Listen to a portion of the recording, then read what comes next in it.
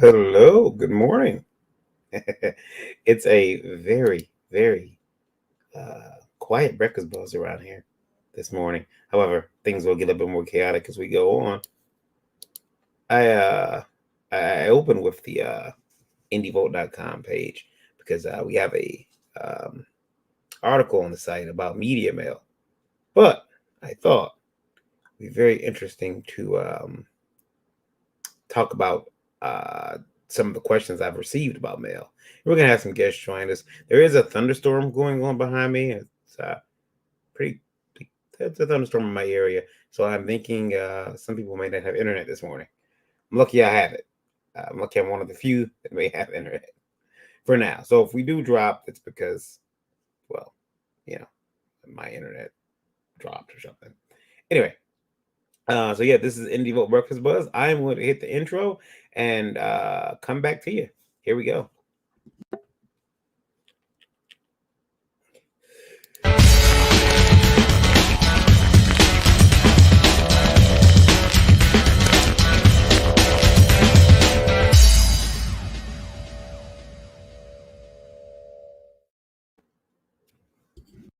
Right, there we go. Hello, everybody. My name is Varian Grant. Oh, you can't see me, can you? There we go. There we go. I'm nice and pretty. Um, there I am. Hi. Yeah. So it's a little, it's a little quiet around here because, again, I don't have all of my people surrounding me. You know, Randy's still recuperating in the hospital. We wish him the best and a speedy recovery. Uh, Eric's internet's probably out because there's been a lot of bad thunderstorms throughout the night. I think it started around 2, 3 o'clock. That's the first thunder rumbles I heard. So some people are probably having issues. Um, Luckily, I'm a showman and I'm able to keep the show going. I will put the link out there if anybody wants to join in, come in and say anything. I've got a list of questions that I've been asked throughout since we started going back to Comic Cons, especially from Indie Vote Radio, and I want to get into those. So, yeah, here we go. One of the first questions, and I'll put the invite link in the chat too, which can be dangerous, but I'll do it. One of the first questions I got was there is an email here from someone named Sebastian. Sebastian says that I've been looking to get into comics for some time. The only issue is no one will tell me how. When I approach an artist or writer at a con, they always give me empty platitudes like keep working, hard work is how you get in, just doing the work. That's not okay, yeah, that's not good enough for me to make that's not good enough for me to make good quality decisions about how I want to enter the industry. I need actual facts. Who should I call? Who should I submit to? How do I submit? It's interesting, Sebastian.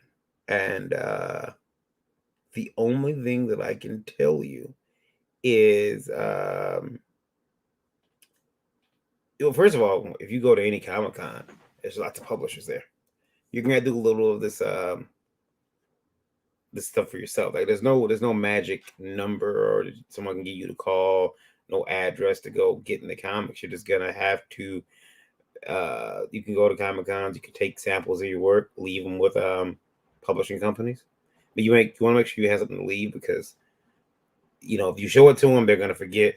Um if you can leave them with something, even if they throw it away, leave them with that and a card with your links to where your art can be found online. That way they're not carrying a bunch of paper, but all you want to try to leave them with something that's impresses them about your art.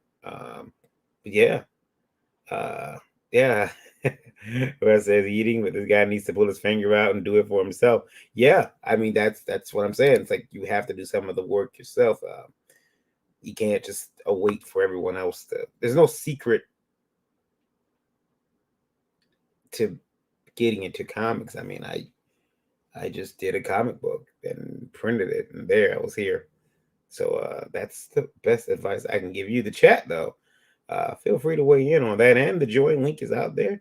It's in the chat on the Indie Vote YouTube. It's in the Indie Princess chat as well as the Indie Princess Facebook as well as the Indie Vote Facebook as well.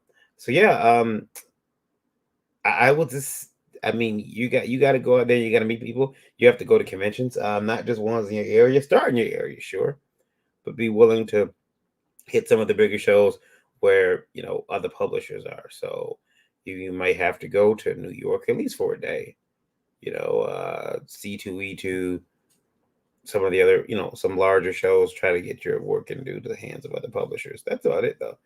That's some of the advice that I can give you. And just, I mean, I know this sounds like one of those platitudes you're complaining about, but you have to just do the work. You can't call and get an assignment and a contract from Marvel off of just you have the right phone number. There is nepotism in our industry. There's lots of nepotism, but you have to have usually you have to have had done some work. Yeah, if anybody else wants to weigh in on that, feel free. Um, yeah, that's all. I don't think that there's any secret I could give this the Sebastian here. Sorry, Sebastian. Lego Comics says, "Hell, hell." Yeah, you just make samples. If you're an artist or if you're a writer, uh, get some samples of your art, your work together, and give it to publishers. Get people who might want to come in. Larry, jump in. Hey, Larry. What's up, brother? Hey, how's it going? Good. I just happened to be up this morning and saw that you were live, and there was an open link. And I gotta say to myself, what is Varian up to this morning, and where's the crew? Well, Randy's in the hospital recovering.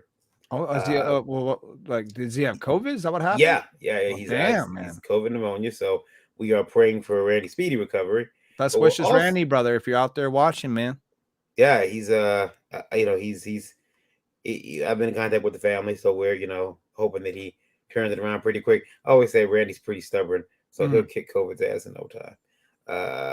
I believe Eric's internet may be out, but I know he did have a run to make this morning too, so he could already be on the streets. Who knows? I'm such a poor replacement. Man, you get stuck with me.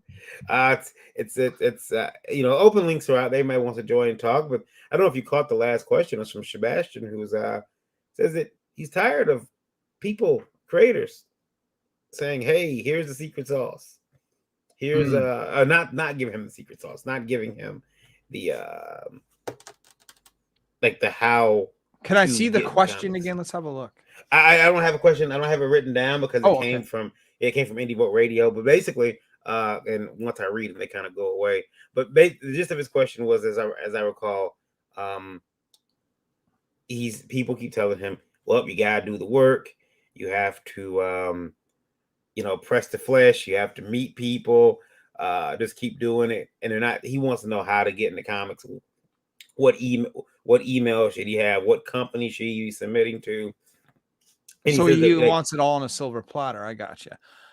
Kind of, and that's the kind of that thing people take from that. Grant, hey Grant, good morning. Yeah, I think people take from that well, I'm not going to give you the secret. I'm going to give you. Well, the fact of the matter is that there is no secret, right? Everyone thinks there's a magic answer to how we do all this, and there really isn't. I mean, I started off 7 years ago. My first crowdfunder didn't even do $2,000. We had to work our way up. I had to watch videos. I had to listen to podcasts. I had to question other creators. I had to read books. I had to do trial and error and fumble the ball a few times. There just honestly isn't no secret magic answer that we could just give to a creator and say, hey, if you follow all these steps, you'll be a success. It just doesn't exist. No. And I think any advice you can give somebody may actually set them back. I knew an artist that it must have taken 3 months to get this guy to kind of come down to understanding, where he was at artistically and, the path he was on. And we got him right on the right path. And then he talked to a buddy of mine who told him, "Oh man, your art's so good. You should submit to this really, really big company." And it put him back on this bullshit path. Like right back, because that's what he wanted to hear anyway. So it took one person to kind of come along and undo all the good that had been done about getting him to understand, where he was at in the industry.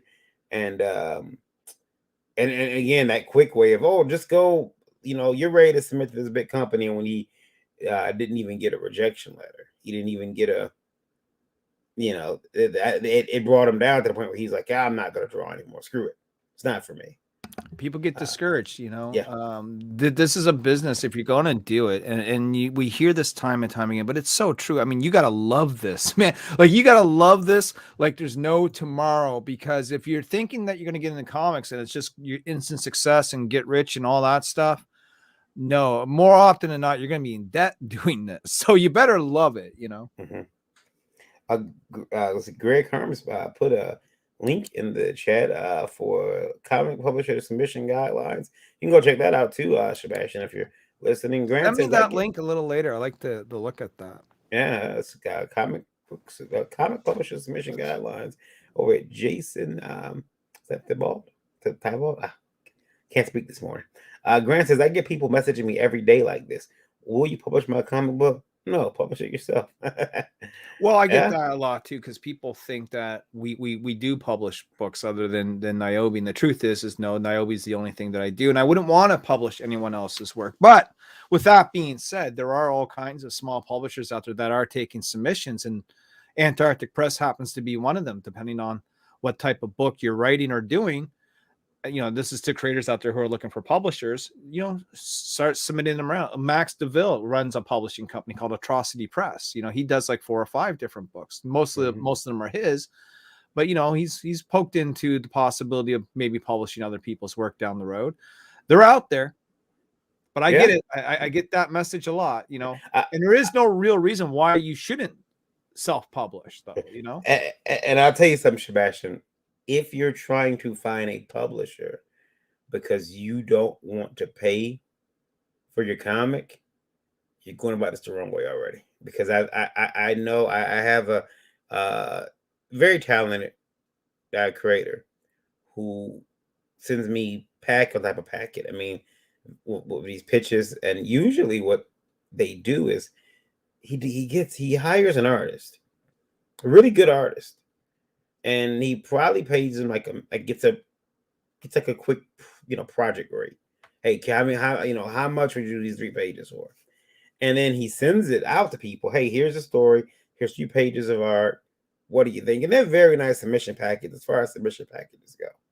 Well, if you reach out to the team and say, hey, what's this is good. This is good stuff. I like to publish this if you guys are interested.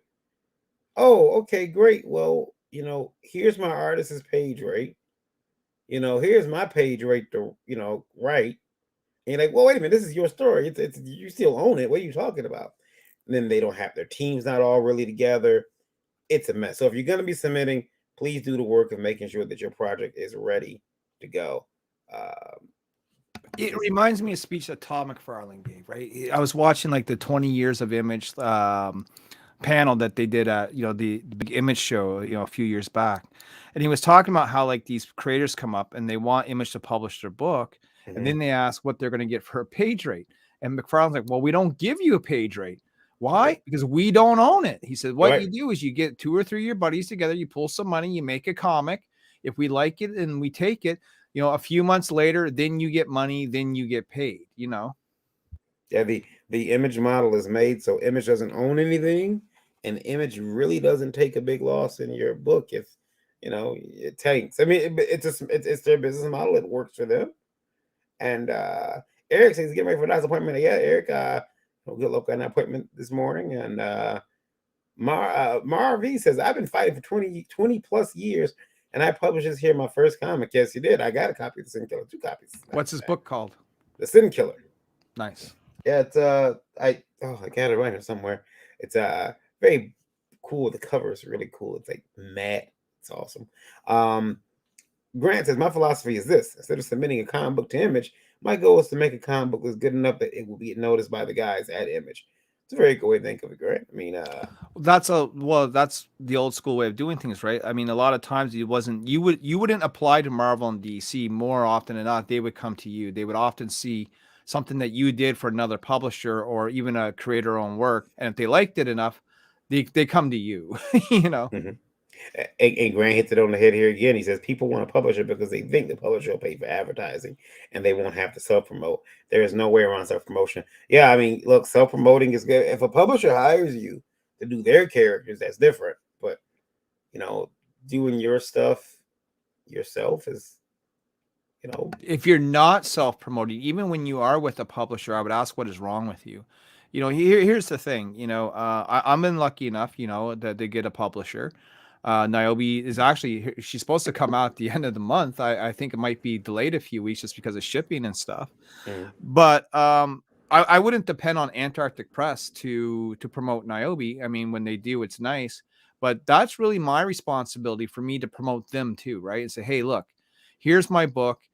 Here's the diamond order code. Go get it and push it every time I can so I can help them increase sales, just like they're going to help me.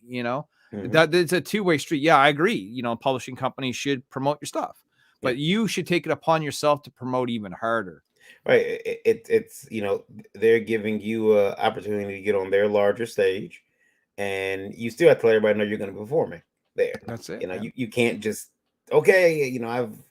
I built it. Now they'll come. They won't show up. So Kevin Costner, brother. Right. You keep pushing your book, and eventually, people are going to pick it up.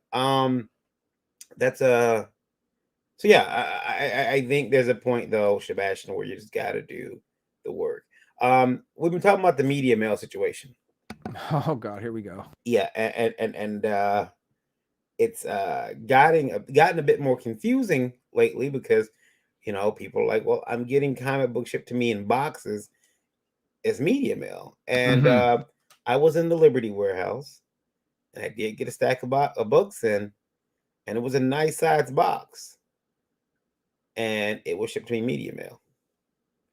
And I thought, oh, wow, this person, I mean, this is a nice size box, dude. It could probably, it was probably the size of a large pizza box. And, obviously much thicker than that.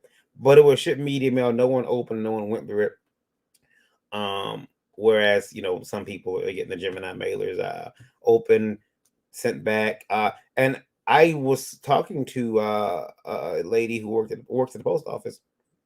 I don't know if you guys know this, but there is no if you ship a comic, and you're not supposed to through media mail here in the United States, there is no guarantee that they're not obligated to return it to you.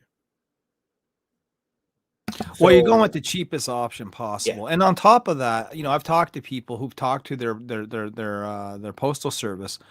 The trick that happens to a piece of mail that's sent media, it goes to like a variety of different checkpoints before it ever gets to its final destination. There's like a central hub for media mail that's just like a mountain of packages that just get chucked around.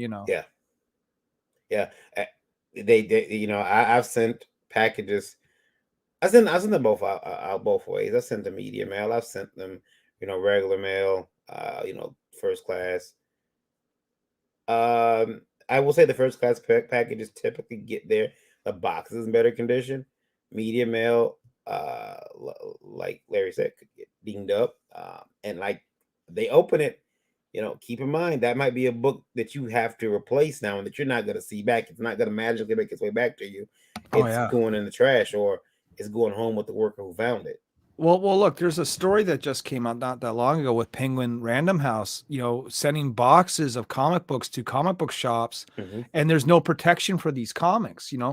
There's like mass reports of people complaining that their Marvel comics are coming in damaged. And I got a picture in front of me right now, Mac. I was actually working on a pre-recorded video of this, and the picture shows 3 boxes full of water damage. And you can see the comics like sticking out of the corner of these boxes, all bent and destroyed, and no bubble wrap. Now, apparently Penguin Random House has, picked up the ball and their shipping is getting better and they're actually using bubble wrap. But I laughed. I said, I've been using bubble wrap for 7 years, man. Why is this, knock on the noggin here, boys, You would think they would have learned, but it's funny. You get that big contract and you're like, okay, well, we're gonna just ship them. They'll get there how they're getting there. I was at con this weekend or past weekend, and there was a guy. I didn't believe it, but he had, it says new Marvel books $1. So I run over because I'm like, this can't be true. This is current stuff. Like this is, hey, we're getting German people. There we go. Hey Sam. Hey Sam. And man Russ, by the way, I'm sorry. These I go over there, I'm looking through these books, and they are new this week books, or that week books, and some of which I've already paid $5-6 for. And I'm like, what's the deal? He pulls the book up, and there's damage on the end. He said, yeah, this is this week's Diamond Order. I'm not Diamond Order, but Penguin Random House order. I'm selling it for $1.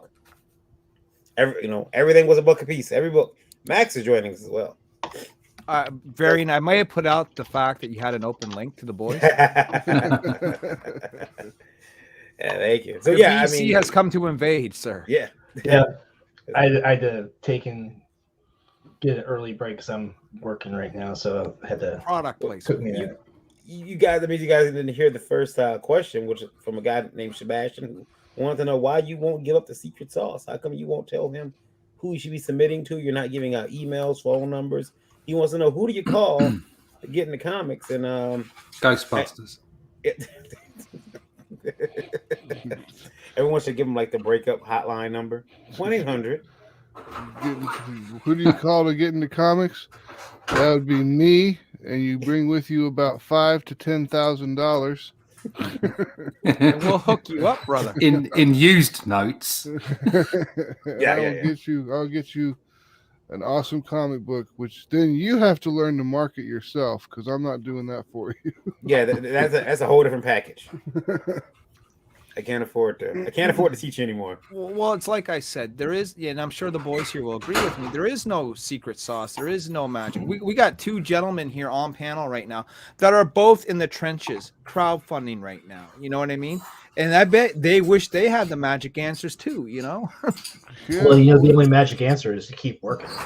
You get your comic made when you finish the work and have it done, whether it's getting the funding together and paying your artist, or if you're an artist yourself, when you've got your final panels done and all your lettering done and everything put together. The only secret is that you have to work hard. Yeah. The only secret is don't stop. Yeah. Even if you have a failed crowdfunding campaign, and I've had issue 1 for 47 the first time it failed, issue 2 the first time we launched it failed.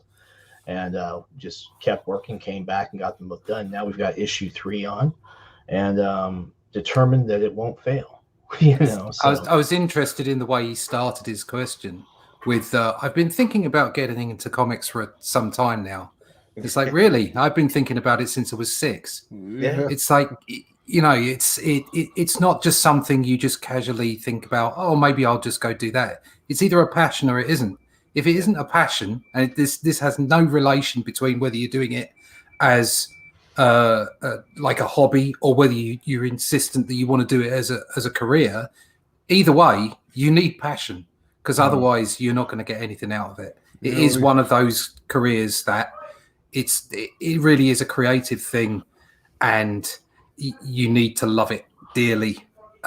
If you love it dearly enough and you get good at it enough, then you may make a reasonable money out of it. When you said that I've been thinking about getting into comics for a few years, I was like, what are you, 6? Yeah. Well, you get these cats, they'll see, some of these quick success stories, and they think it's going to be them, that that they always have the next big thing, and they're going to raise, 6-figure campaigns and this sort of stuff. And when they don't, they get discouraged, and I encourage everyone, if you love this, go ahead and put out your book, right? But don't do it if you're not, like Russ said here, if you don't love it, man, this isn't your thing. Jack Kirby, right? We all heard the line, comics will break your heart, kid, right? Yeah, they will.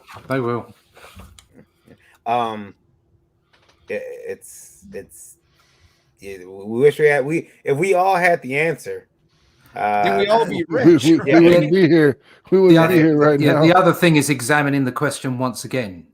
You know, we all get into everybody's route into comics is different. There is no one route, not one route for anybody. There used to be a similar route, but that went away a long time ago. And to think that you're going to make it in the same way as any other person nowadays it's a silly thing to think. You've got to find your own way in. And also, what do you consider making it in comics? Do you consider only working for large corporates as being comics? Because I've worked for large corporates that have got nothing to do with comics, and I've drawn comics for them. But they're not, you know, household names as far as comics are concerned. It was for different things. It was for education. It was for marketing and all other kinds of stuff. So what do you consider to be making it in comics? That's the real key. And if it's all about money, don't bother starting. Speaking of cool people, we have Apex Comics in the house. He says, hail. We have Chris Fisk in the house. Apex Comics says, go to as many YouTube and Odyssey channels as you can and build up your platform. There you go. Yeah. You guys will really like the next question. Oh, I can't wait. The next statement. Brother. The next statement. This is statement. Because it's really like, you know, pointing at us. This one is from Helen Hellfire, which sounds pretty cool. It sounds like a Max character. Woohoo! Helen Hellfire. She says, as a business, I don't understand how many creators think they're going to sustain in this market. Most don't have a business plan past crowdfunding each and every book. They're not saving any money up. So when crowdfunding isn't there for them, but they still have a rabid fan base, what are they going to do? Move on to the next platform. Yeah. Why would crowdfunding? I agree that it's not the best business plan in the world. Okay, but why would crowdfunding go away? What would be the precipice at which it would go away? The only way I could see crowdfunding going away, like to the point where we weren't ready for it, might be if the different governments exactly regulated. That's about it. But it's unlikely. I think maybe they're more referring to like, what if the bubble bursts? Because right now, like you can look at comic books in two different ways, right? You can say that the mainstream comic book market is failing, and in many cases it is. And then you go, okay, but when you look at the crowdfunding market, the indie crowdfunding market, we're booming. We've never been more successful right now than we have been. And so people wonder, when is that crowdfunding bubble going to burst? You know, because like everything else, there's always going to be a beginning and an end. You know, it might come to the point where people just don't want to crowdfund books, because crowdfunding books right now, and let's be honest here, is a luxury, right? They're expensive. You know, you're paying $20, $30. You're paying, you know, high shipping rates. Oftentimes these books take a little while to get to you. And that's not the way that we were really used to buying comics. You know, we're used to going to the shop and buying comics, right? But at the same time, crowdfunding has saved comic books. If it wasn't for crowdfunding, I wouldn't be on this panel talking with you guys, right?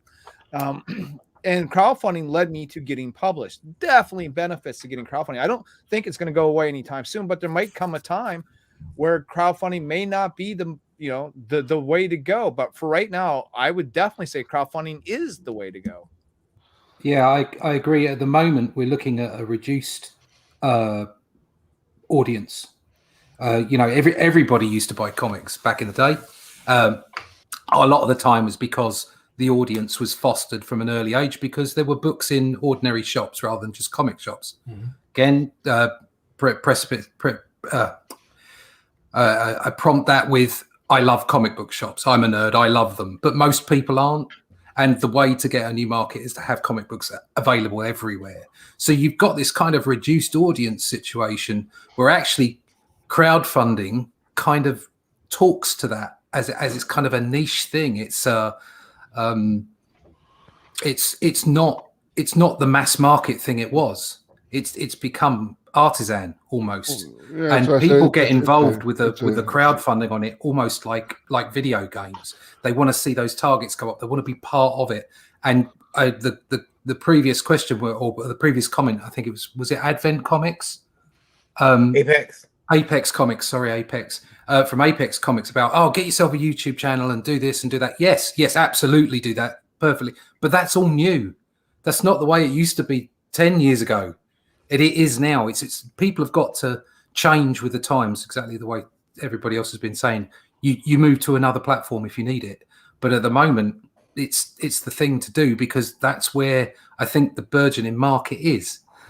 Because otherwise, if crowdfunding isn't there, what are you left with? You're left with another model of publishers and distribution, which is exactly what's been going on.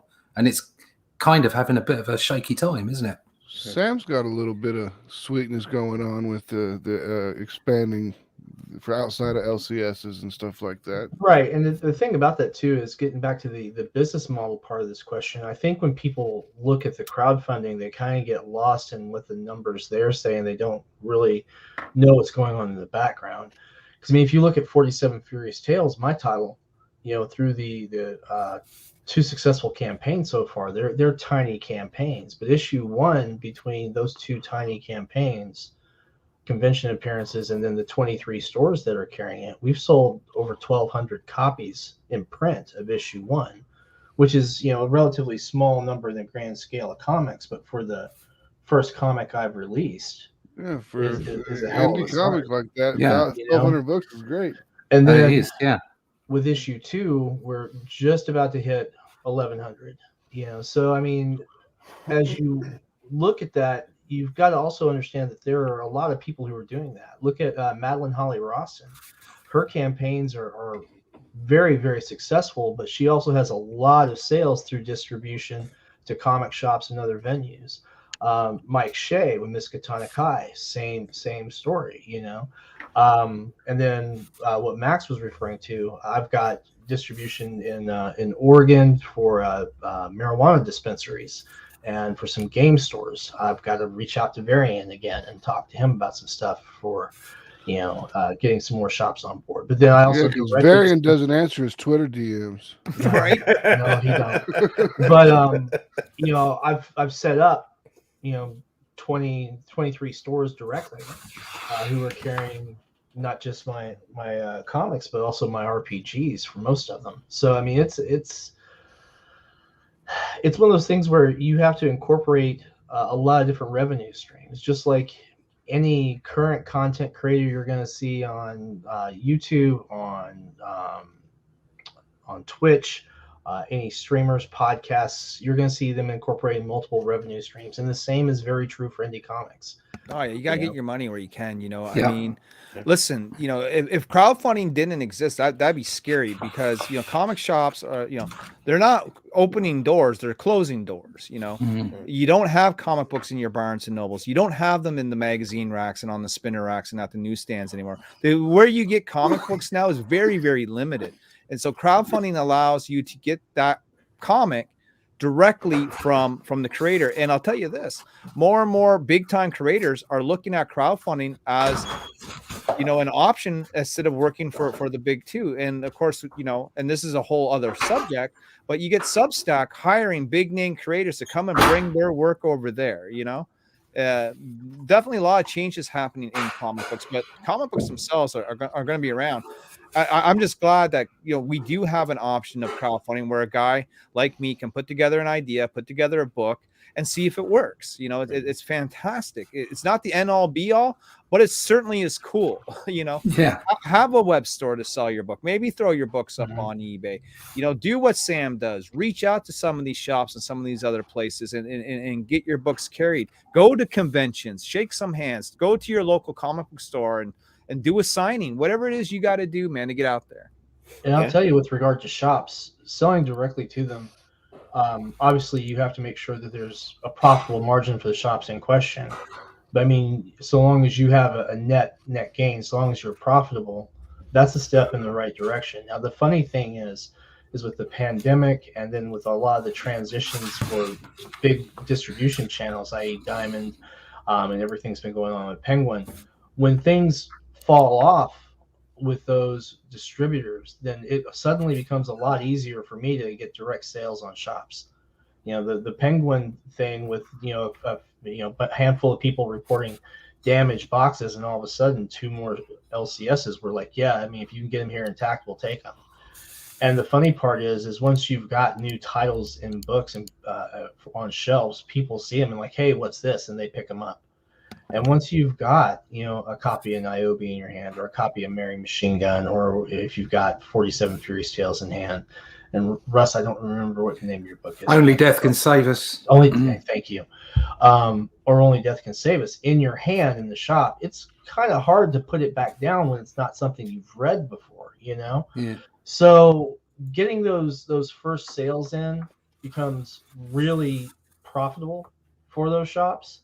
And once your books are profiting those comic shops, and other long-term titles aren't as profitable or aren't selling through as well, or maybe they got flooded with an overship and now they know what to do with 100 extra books, being able to deliver that and make things easy and profitable is a huge boon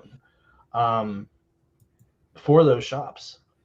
So you just gotta keep your head down, keep working, keep pushing through. In the chat, we got a couple of good comments here. We got Chris Fisk. He says, indie comics is a hobby for me. If you're not making money, it's not a job. If it just turns into a profit before I'm done, I'll be ecstatic. I can't bank on that, though. No, you can't, man. But I'm glad that you have that attitude, because that's sort of the attitude that you need, because that comes back into what we all said earlier about loving it, right? You're probably more liable to win the lottery and strike it rich than you will on comics. You know what I mean? But at least if you make a comic, you have something to read instead of just looking at your fucking six digits on your lottery ticket. Yeah, that's an interesting take. Not to mention a good reason to go to conventions and actually be working them. Yeah, it's a wild thing to be able to go to a con and actually make money. You know what I'm saying? Instead of spending it. Well, yeah. I mean, it's weird. Like, I drove 700 and something miles to go to the last Garden State Comic Festival, and selling comics paid for the car I rented, and paid for my gas, and paid for my trip, and paid for my table. And between the comics and the stack of RPGs that we put out, I mean, we made money on that trip. And you did better than most, sir. 750 miles one way, so it was a hell of a thing. Because, I mean, we did, just me, I what was it, 187 copies of 47 Furious Tales books, and then a whole stack of prints, and we sold out of the RPG stuff that we took up there. It was a pretty good show. I wanted to make sure that I got all you guys here, because I'm pretty sure you guys are going to have some comments about this or feelings about it. What, we have opinions? No. Oh, yeah, right. So this one is from a lawyer. And here we go. It's getting legal now, Sam. Oh, yeah. Oh, Lord. Now look, I'm on break for another 8 minutes. If it's a technical question from him, I just can't. And since he's on break, let's just plug it now. Get 47 Furious Tales on Kickstarter. He's got 9 days left, folks. We're trying to get this man funded. Let's make it happen for Sam Quinton. Yeah, Sam, send me that link and I'll make sure. I know it's. Yeah, I'll put it in the private. And chat. I'll make sure it's in the. For those of you who haven't picked up 47 before, you can get the digital for $5 for all 3 issues. The digital plus the artist edition is only $10. If you want print copies, the catch-up tier is $25, and that includes shipping anywhere in the United States or the territories. And that's the way to go, because 47 Furious Tales, the cover is its own tactile experience. Just the silky, it feels great in the hand. The and look silky at that. smoothness to it. I mean, it's hard to explain exactly what makes it different, but it's almost like this puffy, silky feel. Yeah. To the cover. Yeah, it feels like velvet is what it feels like. It's a real sensual experience. It really is. But here he is. He's at 109 backers. He's got 9 days left to go. He's over halfway funded, right? Yeah, we're 65%. You're at 4,200 and change. I think we need $7,000 in 9 days. It's an uphill battle, but we can beat it now. And I also, what the hell just drove by? And here's the thing. Sam is now going to be entering pretty soon into his last week. And Sam should see a boost because your first week and your last week are usually your best big ones, yeah. 109 backers. you're gonna hit that goal, so there shouldn't be a problem at all. Yeah, we should hit it fine. Yeah. We need the help from everyone who wants a good bloody samurai story. And I'll tell you this too: if you guys back this book, you'll get digital copies of Niobe and Mary Machine Gun along with it. And they are actually sitting in the update from day before yesterday, waiting for you to download. You can go and so Varian, what's this question from the lawyer? Yeah. You guys will all start scratching your head over this. Not sure how prevalent. This is from Kate Cooper, by the way. She's a lawyer. Says, not sure how prevalent this is in the indie comics business, but I'm currently defending a client who had previously ran a campaign where, as a tier, adding your own character was a buyable perk. Right. Unfortunately, the buyer of the perk didn't read the contract and did not understand transference of rights. So when you submitted your character, the character you were submitting it's the old City of Heroes thing. It's ours now. Name, view, appearance. Even though the character is an original character, the person who submitted had planned to make a comic of their own. But now they, obviously they've realized, but now, they can't. It's now an ongoing and costly legal battle. I found your channel through tags for indie comics and figured I'd warn your viewers. Well, here's the thing with that. Obviously, you got to read everything that comes with a deal like that. If you're going to submit a character or even your own likeness to a comic book, make sure you know what you're getting involved in. And if you don't understand, find someone that can make sense of it for you. There's a reason why I actually don't do perks like that, and that's to avoid this sort of issue. I mean, they're fun. Don't get me wrong. Get drawn into a comic book or have your character appear in a comic book is a blast. But it's just like the old days of Marvel. Marvel used to do the same thing. Submit your character, your ideas, your concepts to us. But what they didn't really, explain very well in the fine print was, once you made your submission, we now own it. I mean, this is how Wolverine was created. There's people who are like, imagine, like they're very quick to share their characters. Which, if there's a contract, great, fine. But you got to be careful, because you submit those like even in video games. I remember the City of Heroes thing vividly, because the thing is, they could take your character and put it in the comic they were doing at the time. Mm-hmm. So while you'd be excited that that's my character, well, it used to be your character. It's ours now. And so I knew a lot of guys who had made comic book creators who had made their character, and I'm like, I know City of Heroes is no longer a game, so I'm not sure do the rights revert back or did they go somewhere else? But you had to be careful with that. You were giving away your character. If they wanted to be freaks about it, they could have. Yeah, City of Heroes is interesting. There's a resurgence of City of Heroes. It's on a private server. I've tried it out a couple of times. It's a blast.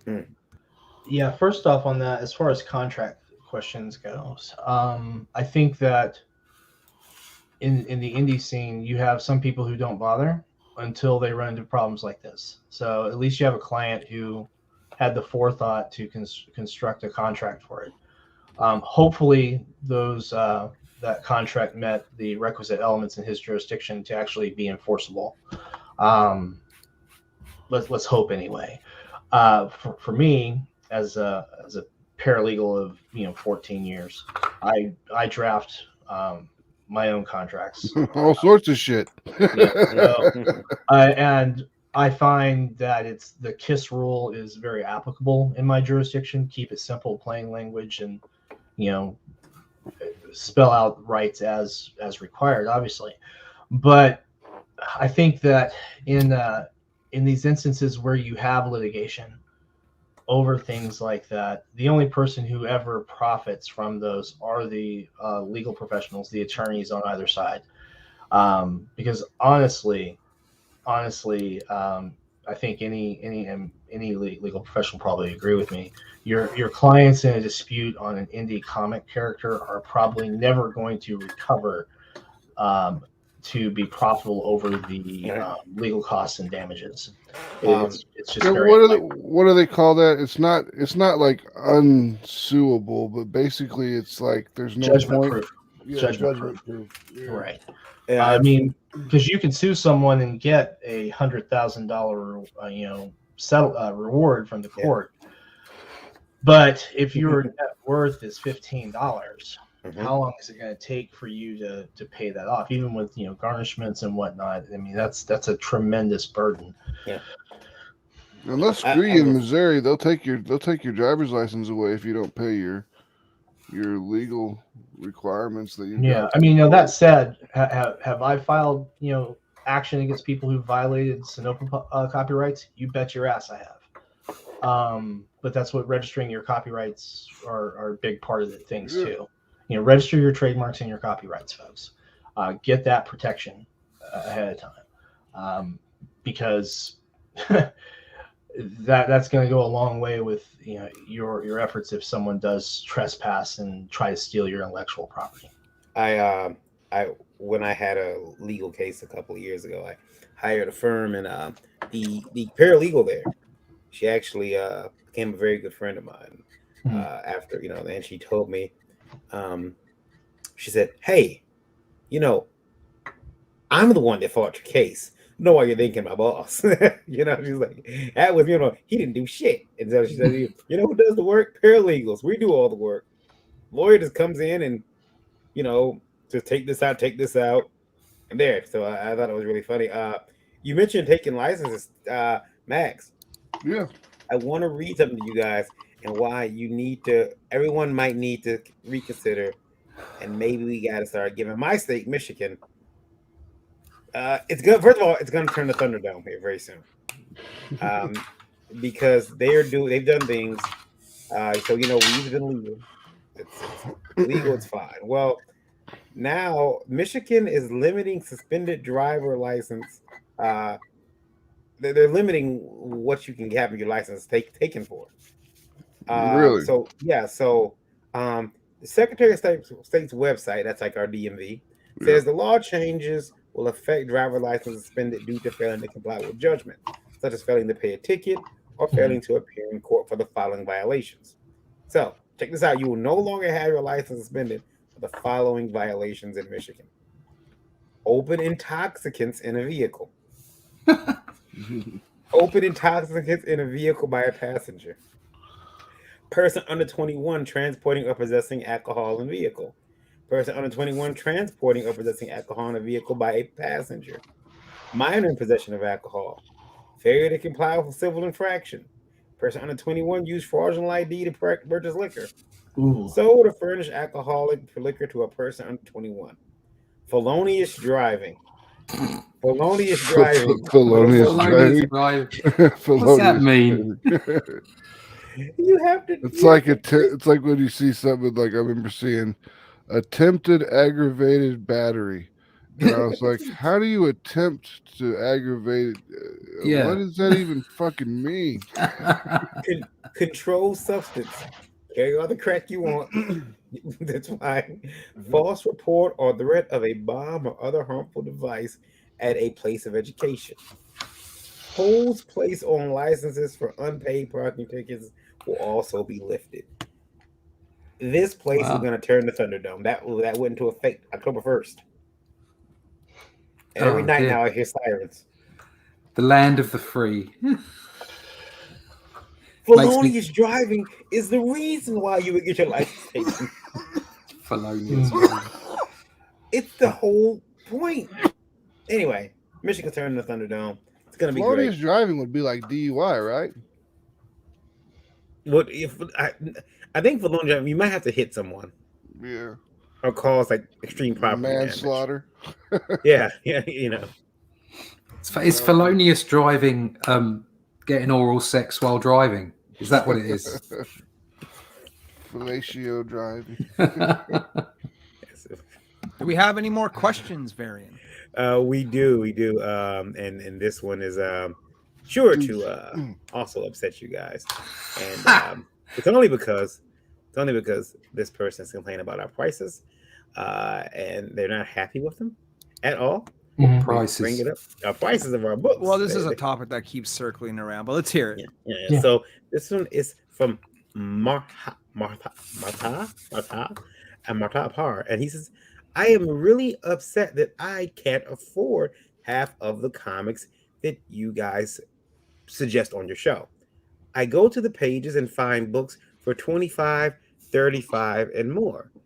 I can go to the comic store and get a well-known book for $6. Excuse me. Bring your prices down and you will sell more. But why are you trying to sell 4 books for the price of one? It makes no sense to me. I understand with larger books why the cost goes up, but not with floppies. 15, 25, $35. And that's where his question ends. I got a long answer to this, but I'll let someone else go first. I'm gonna duck out because I don't have any floppies involved. My book is 100 pages. My book is 100 pages long and is only $25. So I'm gonna back out now. Yeah. I mean, I'm gonna keep mine really short because I've got to get back to work. But 47 Fury Scales is $5, and then the rest of what you see in there is in shipping and in the digital rewards. So you can actually go in and like you'll see when you look at this, we actually build the tiers up. So like you have 3 issues for digital for $5. That's 72 pages. The $10 tier is those 72 pages, and then the 92-page artist edition. I mean, so you've got, what is that, 164 pages for $10. Mm-hmm. And then when you get into print, our first print tier at 20 has all of those digital rewards plus the print copy, and includes the shipping anywhere in the United States. So we're literally only charging $5 for the print copy, and even the add-ons, if you want to add on extra copies or variant covers, are $5 as well. And you can actually scroll up to the catch-up tier, and you'll see that we go from the $20 for the one single issue, issue 3, to $25 for issues 1, 2, and 3, because we can actually save money on that crunch on the postage, because shipping 3 comics is actually not much more expensive than shipping 1. No. And so we've as long as it doesn't pass that 15-ounce mark, you're good. Right. And that actually will pass the 15-ounce mark with 3 copies. But even with that, you can get that shipped out usually for about $9 plus your packaging costs and everything like that. So on that, we're taking a lot of the money out of what we get for the digital rewards to help overcome the shipping price. But yeah, it's one of those things where there are some books that you'll see their price at a very high premium, but again, all of these are really artisan books anyway. I would say Mark Todd, just you can always go a PDF route. They're normally really cheap.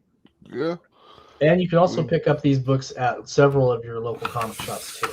Yeah. If your local comic shop doesn't carry 47 Furious Tales, have them call me. I can ship some to their store tomorrow. I think the one answer you can give is that none of us are swimming in buckets of cash. I wish, right? Because our books are maybe $5 or $10 more than the corporate comics version. We are what we are. We're doing our best to keep the prices down. If you want to support indie comics and indie creators to the point where they can bring their prices down, but it is a chicken and egg situation. You have to garner a big audience so that you can put that price down and still manage to make money so that you can eat. Right. I can't afford to print 30,000 copies. I'm sorry. Exactly. Yeah. And getting a comic to scale is expensive, right? When you look at the grand scheme of things, when you're printing in small quantities like we do, it costs more, right? So, for example, for me in Canada, and I have to pay more for everything because I'm in Canada, it's easily $4 a book and change, So for me to go and sell that book for $5 isn't monetarily worth it for me to do so, So, but the entry buy-in for Niobe is $10, right? So it's not $6, but it's only $10. I think the problem that comes into play when people come to crowdfunding and what they see is the shipping costs, right? Yeah. And the shipping is ungodly high. So you go buy Niobe for $10 and you go, oh crap, there's also a $10 shipping charge because he's in Canada. So that now I'm in for 20, or maybe it's 25, depending on who you're dealing with. Yeah, I can see that getting expensive. It's not like going to the comic shop and buying, 2 or 3 books for $10 anymore. It is changed, With that being said, though, the other reasons why you'll start to see a premium is because it comes into the realm of variant covers, right? So, for example, like I got a cover down below that I want to share with Varian from Keith Garvey. You know, we're not going to charge $10 for this one. You know, Keith Garvey, you know, came with a premium, right? We're going to ask a couple extra dollars if you want this cover. And this is a gorgeous cover. And we'll probably do a limited print run on it, thus making it rare. Also, I keep seeing my books getting flipped on eBay for $100. You know what I mean? So there's a lot of factors that come into it, but mainly it's the cost of what it takes to put the book together, how much it costs to hire this artist to do this cool cover, and what it costs to print and ship. All factors into the price that you're paying for a comic book. Are there creators out there that charge too much for some of their stuff? Absolutely, but majority of people are going to have an entry buy-in point. I mean, it really just comes down to that independent comics has become a boutique industry. Yeah. It's individuals creating individual products and selling them directly to the market. So, I mean, prices can come down once, you know, maybe when I can get more than 200 backers on and I can only remain cute because, you know, I'm irrelevant. Man, I'd love to get 200 backers. You know, that would be great. Yeah. But I will say this too before I duck out of here, because I do have to get back to work. But I'm all for, you know, picking up indie books at your local shop. And so for those of us who aren't in Diamond, you know, like me, you know, all your local comic shop has to do is contact me. We have a complete, you know, selection of retail rates that they can get their books in and make a full 50% margin on the books of mine that they're carrying for comics.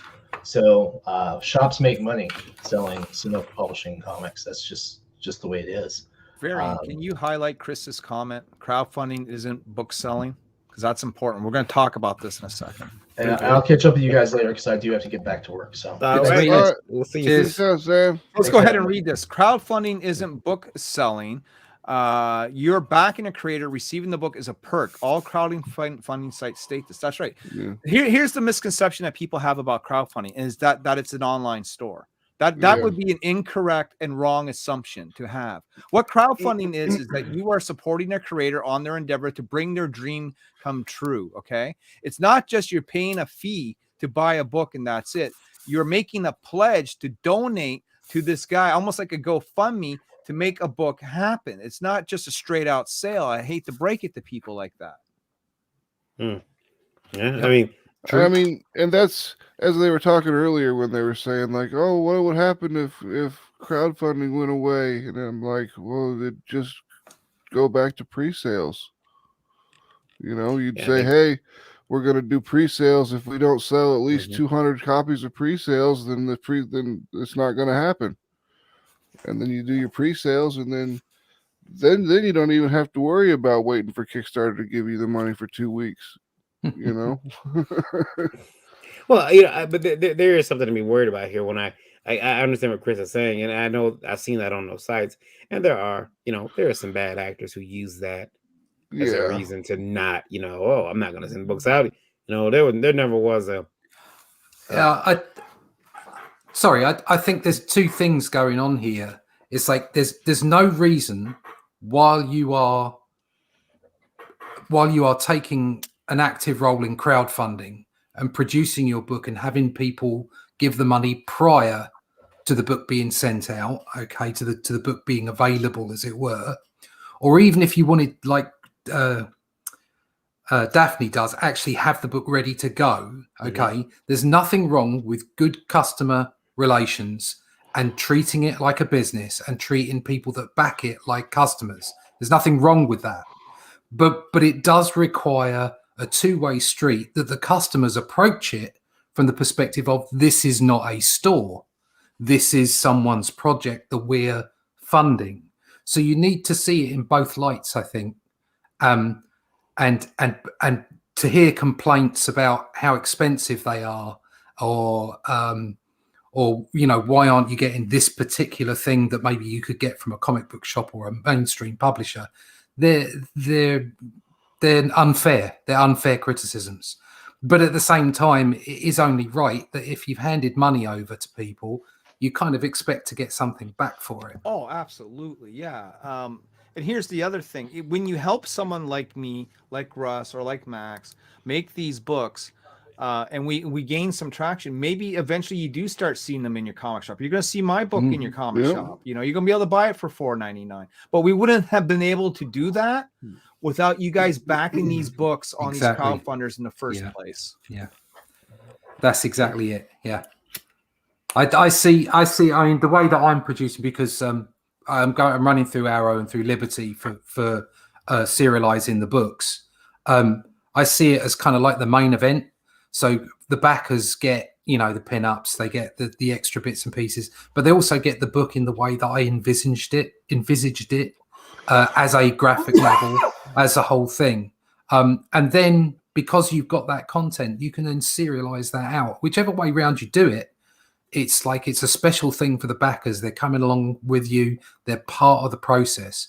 And then you want to get it out to a bigger audience. Isn't that the point of making comics? You want to communicate with as large a portion of the population as you possibly can.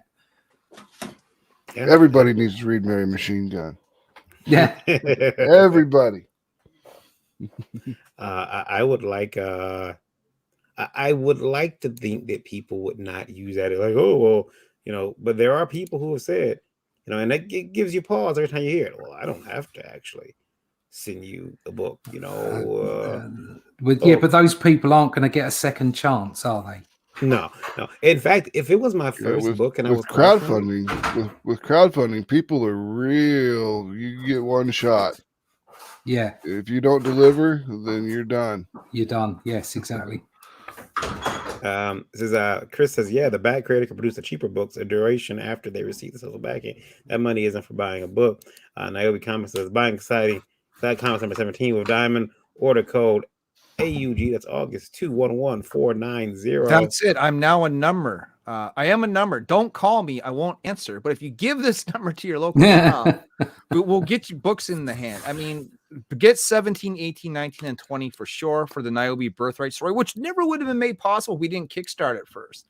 And then after that, in 2022, we're going to be with the Antarctic Press for the long haul. They're going to be publishing Niobe as a series of one-shots and mini-series with her own title. It's going to be great. And we, you know, again, we couldn't have done this without Kickstarter, without Indiegogo, you know. They're both vital to the comic book industry right now. Yeah, I believe that well, you know, if we don't start figure out ways to get these books into customers' hands, we're going to have a much smaller market. I know that there are, you know, lots of people who say the comic book industry is doing very well, and don't get me wrong, I think there are areas where it's performing very well, but I'm worried about the stores because I keep seeing, you know, other people say the stores are doing good. That's great. I'm seeing stores that I go to, you know, having to constrict. There's a big bookstore by my home, and I guess their new distributor doesn't carry DC because they went from having at least a 6-foot-long wall of comics, maybe longer than that, to now just like, I mean, maybe 36 inches of shelf space for comics. It's rough. Yeah, Johnny's got the guy that I work with. He's one of my co-writers, and he's the co-host for Atrocity Press Live. He owns a local comic shop, and he's got back, you know, he's got all of his long boxes with his back issues and stuff like that. But he's got about 6 foot of space for new comics. He's got a pretty good section of wall for new comics, but he hasn't been able to even get with Diamond yet. Diamond's not even returning his phone calls. So you would think useful, Diamond could use the business. You know what I'm saying? Like, you figure Diamond would want some money. Yeah. Because I mean, they got minimums. You know, you get on board with Diamond, you've got to spend $500 a month with them.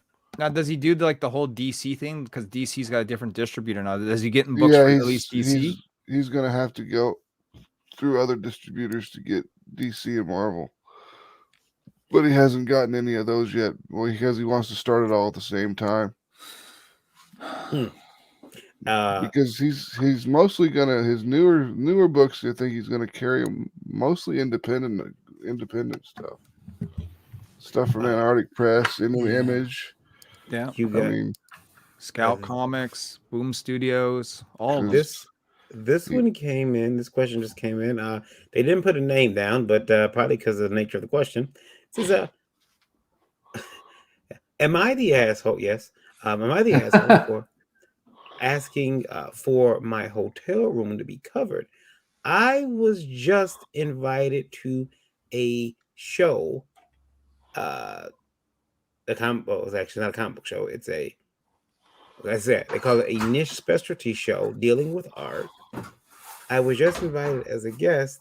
The show is just in a few short days.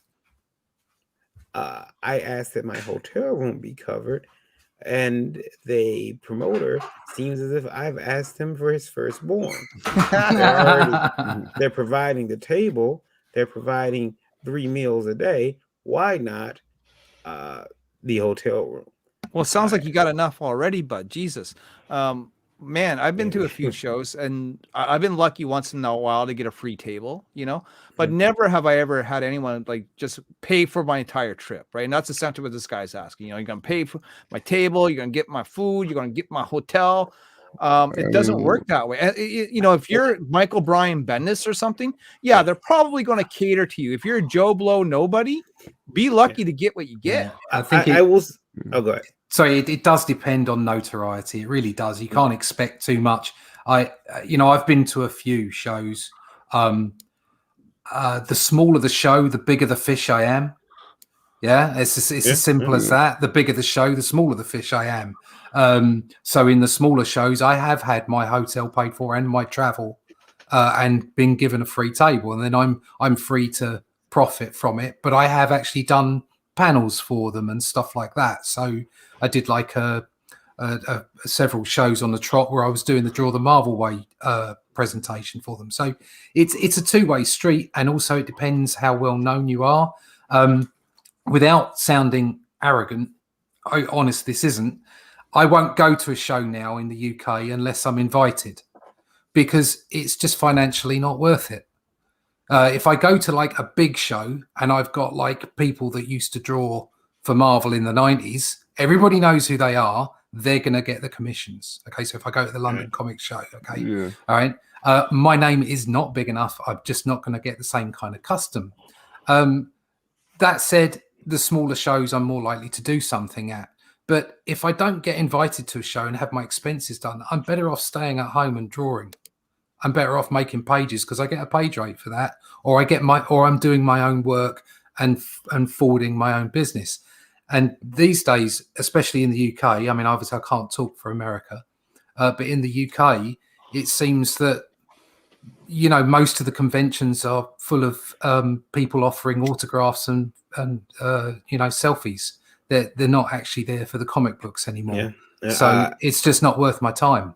But that is very specific to UK. That the couple of places I have been, one particular in Hull. Okay, nobody knows who Hull is in America, but that's okay. They were wonderful, fantastic, made you very welcome. They looked after you, and they did a really good convention with a good mix. But it doesn't happen for the most part. Grandpa's Comic Con, Mark Hodges has spoiled me. He takes very good care of his invited guests, and we were lucky enough to be guests for his earlier show, and we're gonna be guests here in November as well. And he ruins you for other promoters. You're like, what do you mean you don't tuck me in? As I was going to say, going back to the question, I mean, what would if they offered the hotel? I mean, what would be next? Would it be like, well, am I the asshole because they're giving me a table and a hotel and feeding me? How come they're not paying for my plane ticket too? I want a limousine ride also. Yeah, how come I don't get a rental car? How come they don't tuck me in at night and rub my feet? I need these things as a creator. I can't operate like this. I'm going. take what you get and be happy you're getting some free shit to start with. I mean, some of those chumps are there probably paying hundreds of dollars of tables. I paid $350 for a table at the Calgary Fan Expo. You know what I'm saying? Yeah. This, by the way, is just to give you a sneak peek. This is one of the brand new pages for Niobe Origin that just got turned in by Juan and Dan Overa. Just to give you a peek and update, if anyone back to comic where we're at, we're trucking right along, and I think it's looking pretty cool, man. So she's being mobbed. She's a rock star, and she got yanked off stage by an overzealous fan. Kind of looks like other Phil here, you know. No, I'm just kidding, Phil. But yeah, great stuff, man. Can't wait to get this fulfilled, brother. So I just want to show you guys that, and you know, also I want to show you guys. I want to show you guys how historically accurate this is. I want you to look at this. Look at this. There she is getting pulled off the stage. You see this mob of people attacking. You see them? You see them? Yeah, I want you to notice them. If nothing else, it's very true to life, because we know that had there been anybody in that crowd of color, that he got shot. We just don't grab people off the stage like that. We don't do it. Nope. We might jump on the stage, try to dance, but you know, that'll get 20 years. You get 20 years for dancing. Yeah. Well, this was a very traumatic event for Niobe. Not to spoil it too much, but this is when her powers first erupt. Yeah. She gets. So she's one of those. Her powers were through Ray. She kind of teleports stress response. Yeah. It's like, you know, like a mutant in X-Men, you know, like when they're a teenager and they have a traumatic event or they get stressed out, and that's what triggers their morphosis, their change. It's the same idea here. That's what Larry asked for when he gets to the hotel. Yeah, right. Yeah. If you can't give me the ladies, I ain't going to your show. Compliment your shirt with the print. I got a lot of free shit, including this lousy shirt. Yeah. Listen, I've been treated very well at the shows I've been invited as a guest to. You know, so I can't complain. But some shows, the taking care of the fan is just the guest is like baked into the DNA of the show. It should be. I got a show coming up here, Cherry Capital Con, Halloween weekend, and they have one of the best load-in procedures ever. You pull up, they come to you to ask you your name, they bring a big dolly, and that person helps you unload your car, gets everything on the dolly, takes the dolly inside to your table, helps you unload it, and then that's it. You're not struggling trying to pull your stuff in. It's terrific, you know. Luxury. Yeah, and then you get to a show and they don't do it, and you're like, I gotta do this myself. But then you realize that, you know, like, but that's just something they do to everybody, you know. But I've gone to shows where I'm there for free. Speaking of Halloween, if you show the thing I've got shared there, here we go. The Human Hunters Halloween cover. It'll be when Human Hunters goes live on Kickstarter on Halloween. This will be available for 24 hours only. And it's the Halloween cover for the new book we're coming out with called Human Hunters. It's basically 60 team of monsters goes around and solves problems and kills even worse people. I'm about to get really mad real quick. Could you scroll down just a quick minute for me? I think you might have saw the werewolf or something. No.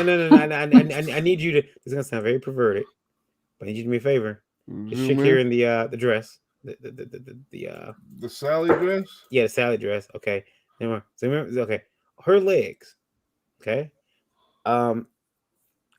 Your artist, I'm going to kill them. Because now everyone's gonna expect artists to do that. I've been dreading this since I seen my wife have a pair of tights like that. I'm like, oh no. Someone's gonna want that drawn. Someone's gonna have to draw that. Someone's gonna draw that. Chances are that's probably a template that was plastered on top. I hope to God it is, because I'm not drawing. But imagine the person, I need you to draw this character, and there's a commission at the show, and you got to go in there and do all that. Oh, he might have just been. Looks like he might have just been noodling around in there a little bit. I don't know. Or it You know what I would do? Could be just a texture. You could create your own brush, but you got to go buy a pair. Yeah, Put them on the scanner, and he did. He does create his own brushes, and there's the werewolf in the background for you. Varian. yeah. That's I knew there'd be one. I'm pretty sure everyone now was like, you know what pissed Varian off today? Werewolf. Let's do it. This is a story about. This is a biblical story. You don't want to read Mary Machine Gun #2 if you got that werewolf fear, brother. You know. Yeah. And by the way, that is still on Indiegogo for another 8 or 9 days. So go Mary Machine Gun. I got this right here. Let me get over here. Okay, so give me a guess about it. That show sounds super nice. Yeah. It's shout out to Kara Nicole, by the way, fire bitch, man. Oh, she just came out with a new calendar, you know. Yeah. Apex says I need a limousine, hot woman, booze, hotel room, food, plane ticket, and a good table. Listen, other than the I never got a limousine for a show. They never offered up women, but the booze, the hotel room, the food, the cost of travel, and the table, I've gotten as a guest all in one show. Man, I remember being on a show and they brought me a can of ice cold Coca-Cola, and I thought that was the shit. Yeah. I'm like, thank you. Damn, right on, man. You know. Yeah.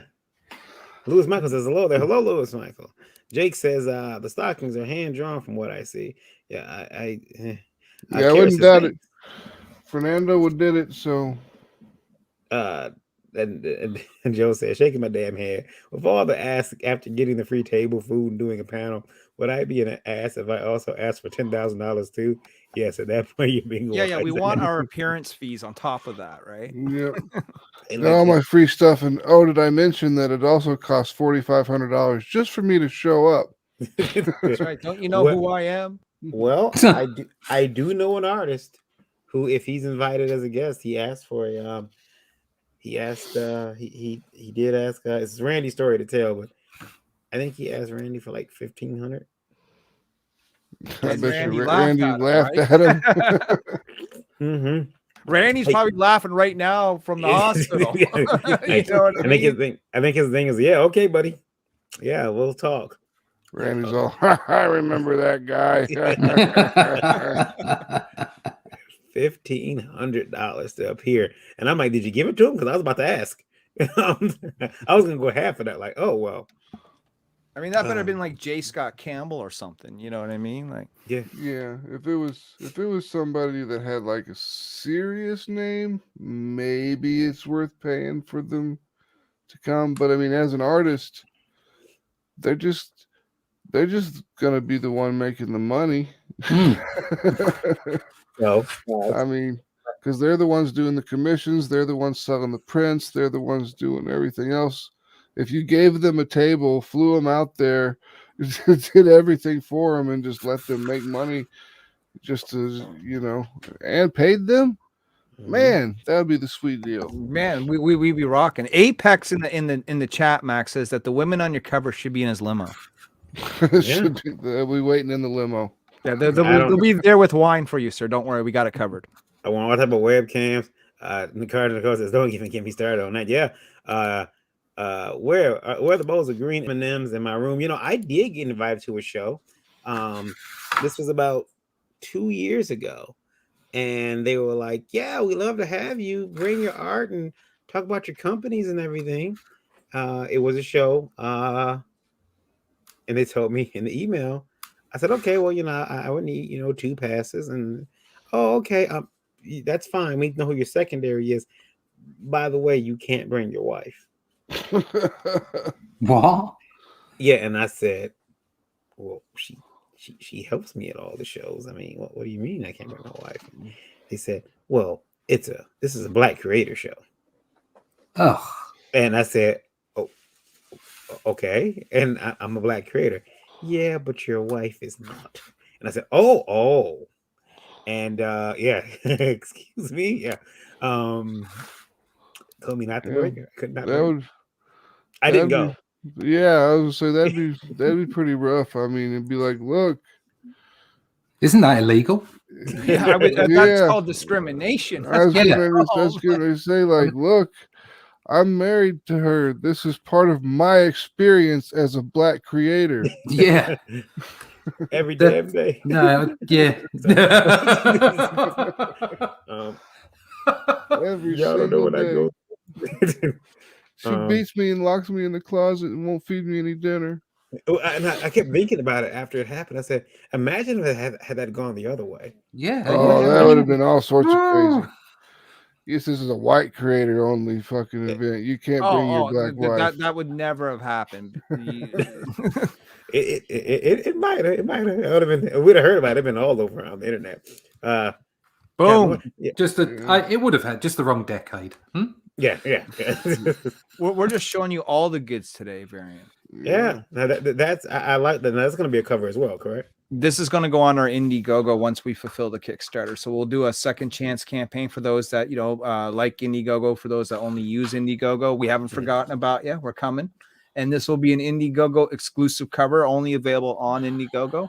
Great job by Greg Bo Watson, who's got a very stylized sort of J. Scott Campbell-esque look, and of course colors by Dan O'Vera. So if you guys like that, then keep your eyes out. Shortly after Christmas, we'll launch the Indiegogo. Can you imagine that? Could you imagine that? This is the UK con. You can't bring we hear your wife's American. Yeah, like you're Yankee. You can't come. Yeah. Yeah. I'd probably go down there and break some shit. Don't bring that Canadian with you. Yeah, exactly. Yeah, but come on, that's a global thing. Speaking of Greg Bo Watson, yeah, brother. Here's one that he's done for Mary Machine Gun that'll come up in Mary Machine Gun issue number 3. There you go with the stockings again there. Yeah, man. Max, man after my own heart. I gotta do what I gotta do. Gotta enjoy myself. Yeah. I also like when the shot of the camera is from behind and you can just see the underpants peeking out from behind. That's always good. That's good. We make sure that we got all the fan service covered, right? Exactly. But that's Greg Bo Watson did the pencils and the inks, and his colorist. I'm just gonna call her Gwen because I don't want to mess up her last name. It's French, and I'll butcher it. I will just. She's awesome though. She's awesome. Yeah, she even colored this piece, the piece that Greg Bo did for me. She's like, I just want to color it for fun, and I'm like, okay. 3 hours later, she's got like this dynamite, highly rendered color piece done. You know what I mean? Like, it's insane. Yeah, that's cool. It looks good. Yeah, I was impressed with it. It's kind of got that, as you said, that J. Scott Campbell Disney princess look to it. Absolutely. Almost. It's going to sell books, brother. That's what it's going to do. Yep. Apex Comics says, if I were a little famous, I'd ask for $2,000. Enough for a plane ticket and expenses. A good table should also be provided. Yeah.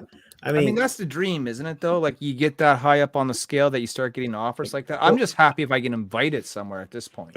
I'll tell you, the show that I got invited to, they paid for gas. They paid for, your room was covered. So that I was sent a check for, my travel costs to get there. Yeah.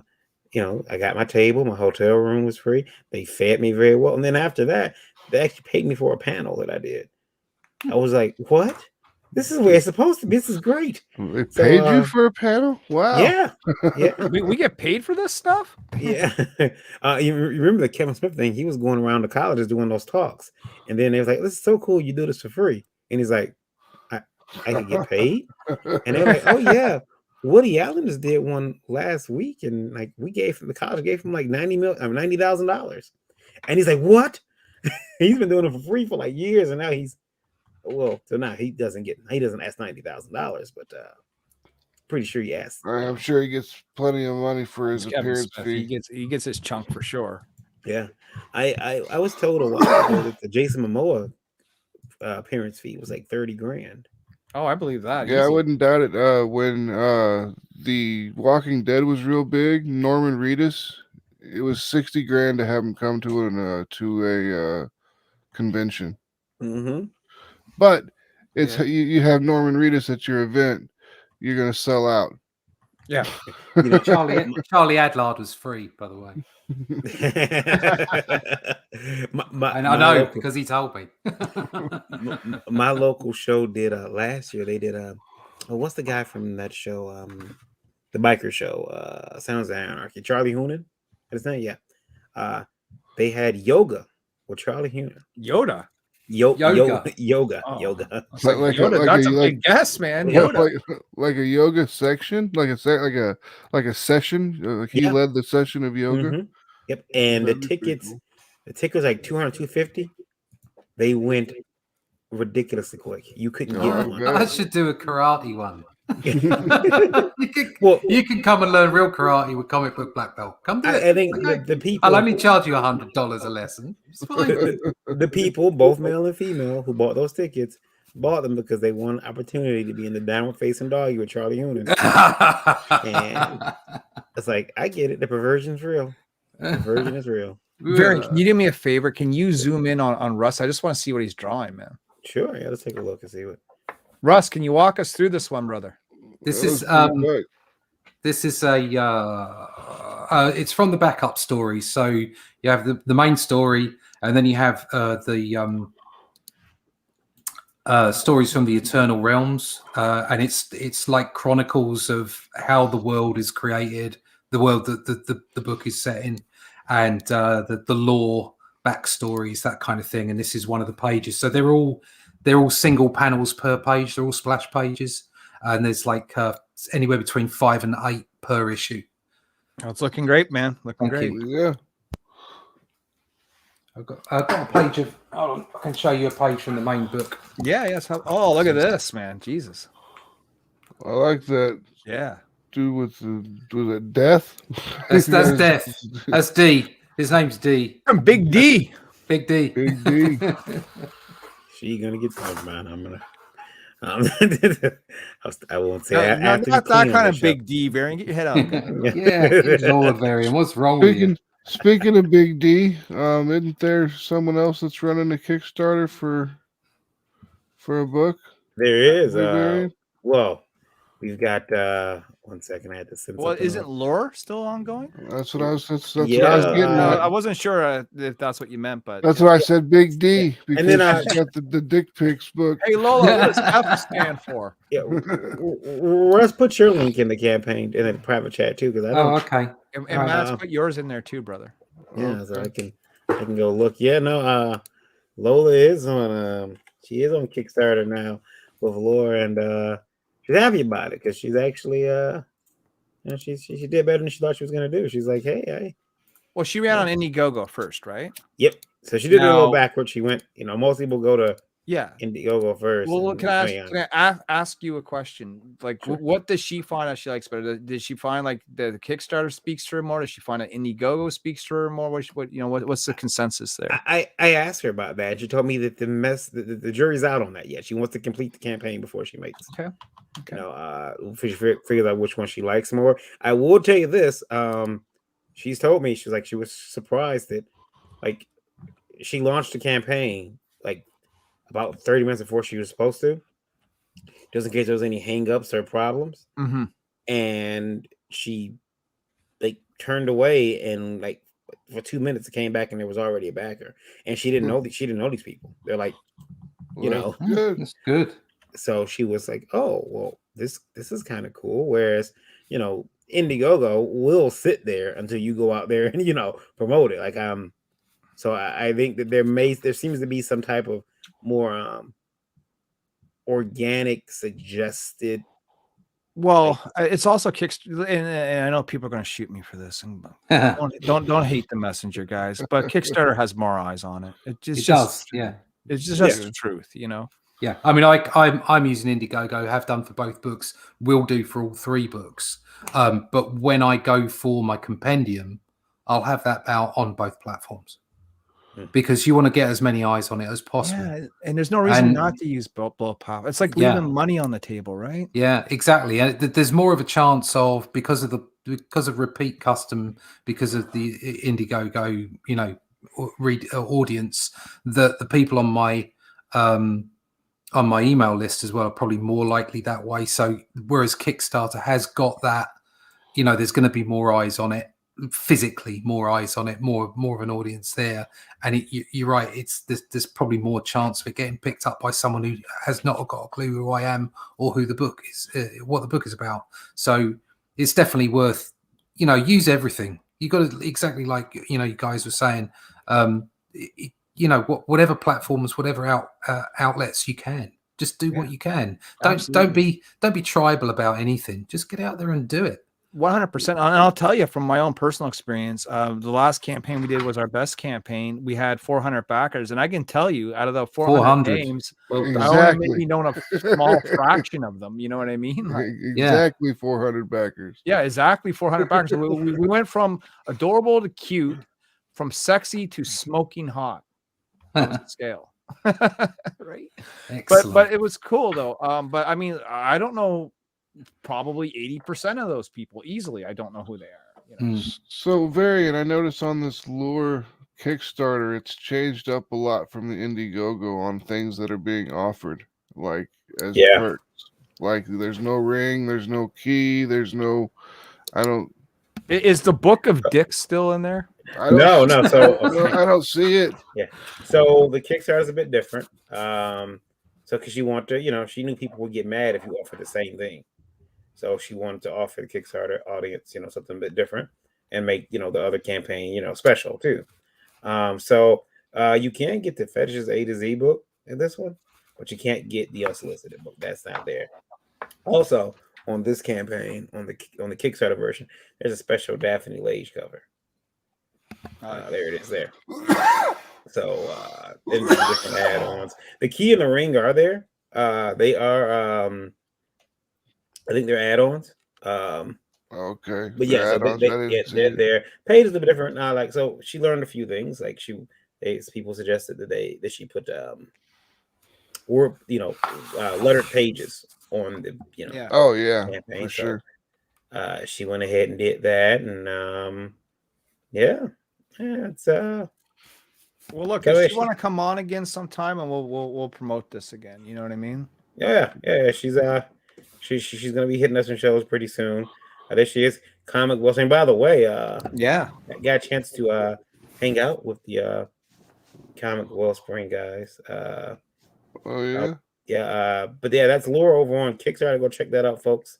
I got a chance to hang out with the my camera's on at Motor City Comic Con. You know, I've been printing through. Was GP there?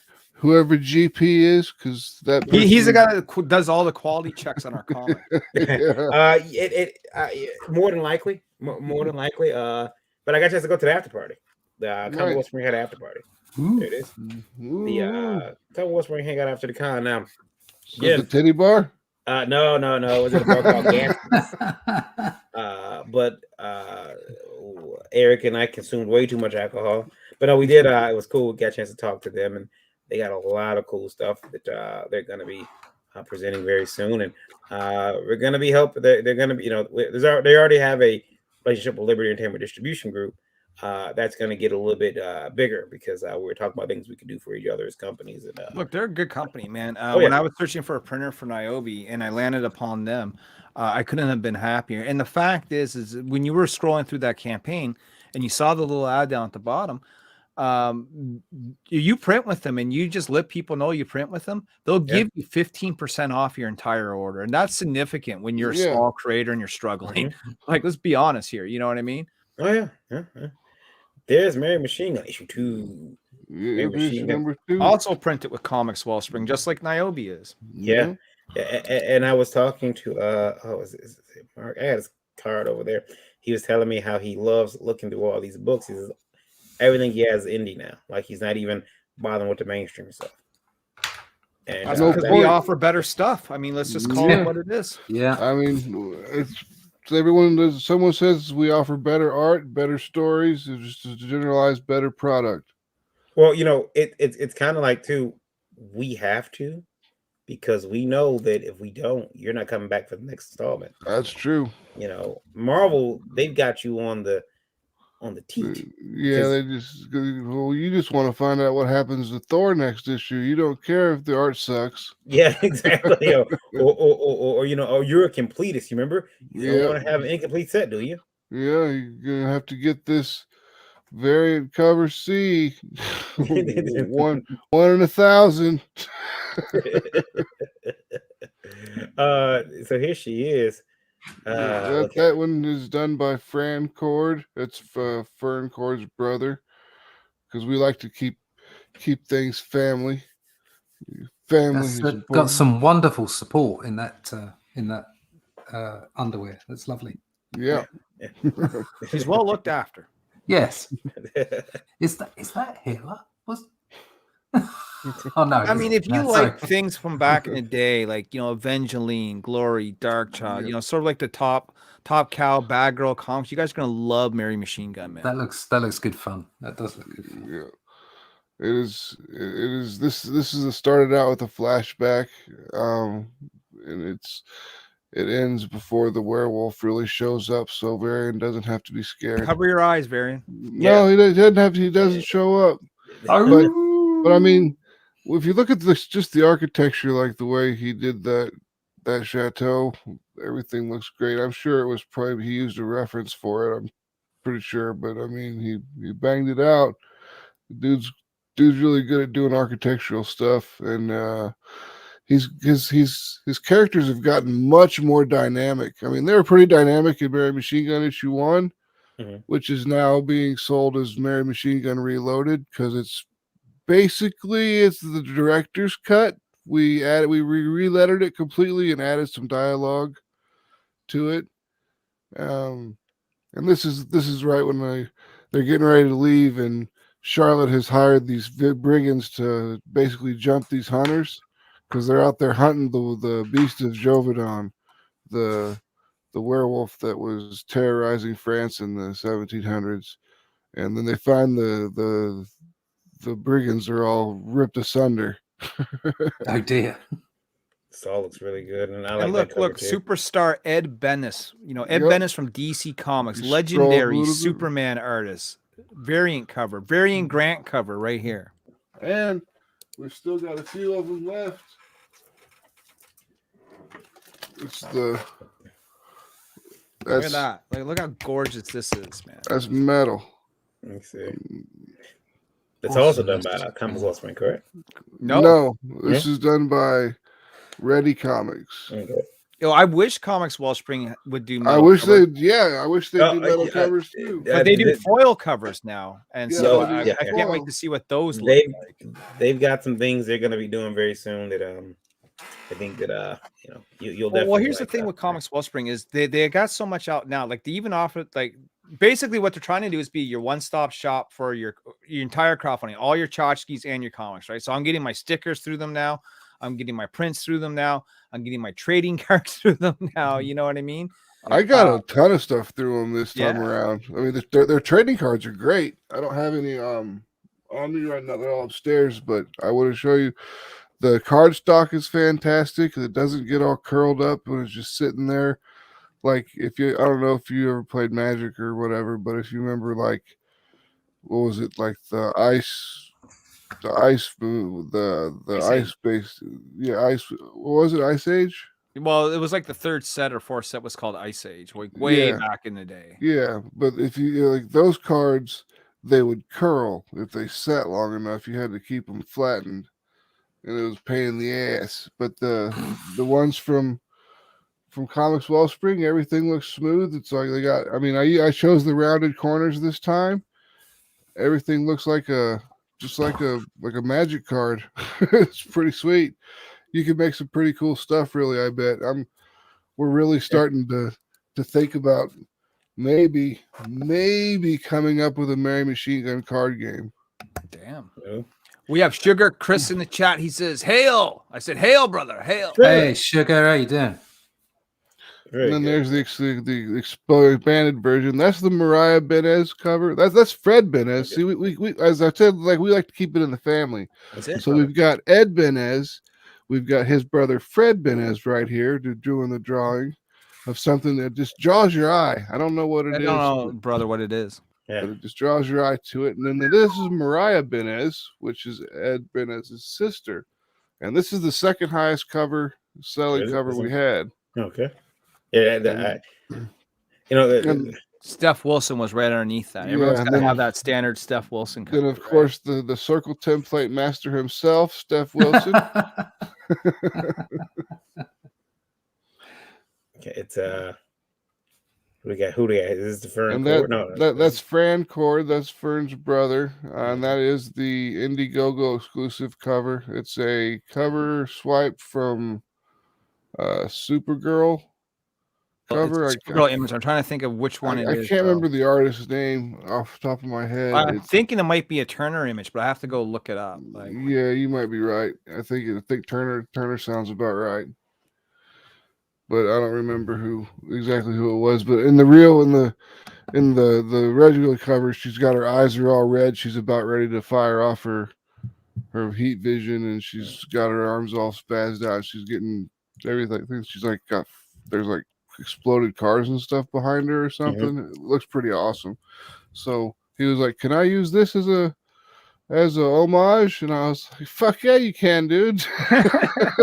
Just grab it up." And then that's Mary Machine Gun Reloaded. That cover's by Mariah Benez also. That was cover A for Mary Machine Gun issue 1. So we just put that on there for the Reloaded one. And then there's the metal cover I was talking about, which is the Ed Benez cover is metal. Metal as hell. And then we get our naughty one, which shows a little more than is allowed to be seen on the nicely squeezed. That's it. Yep.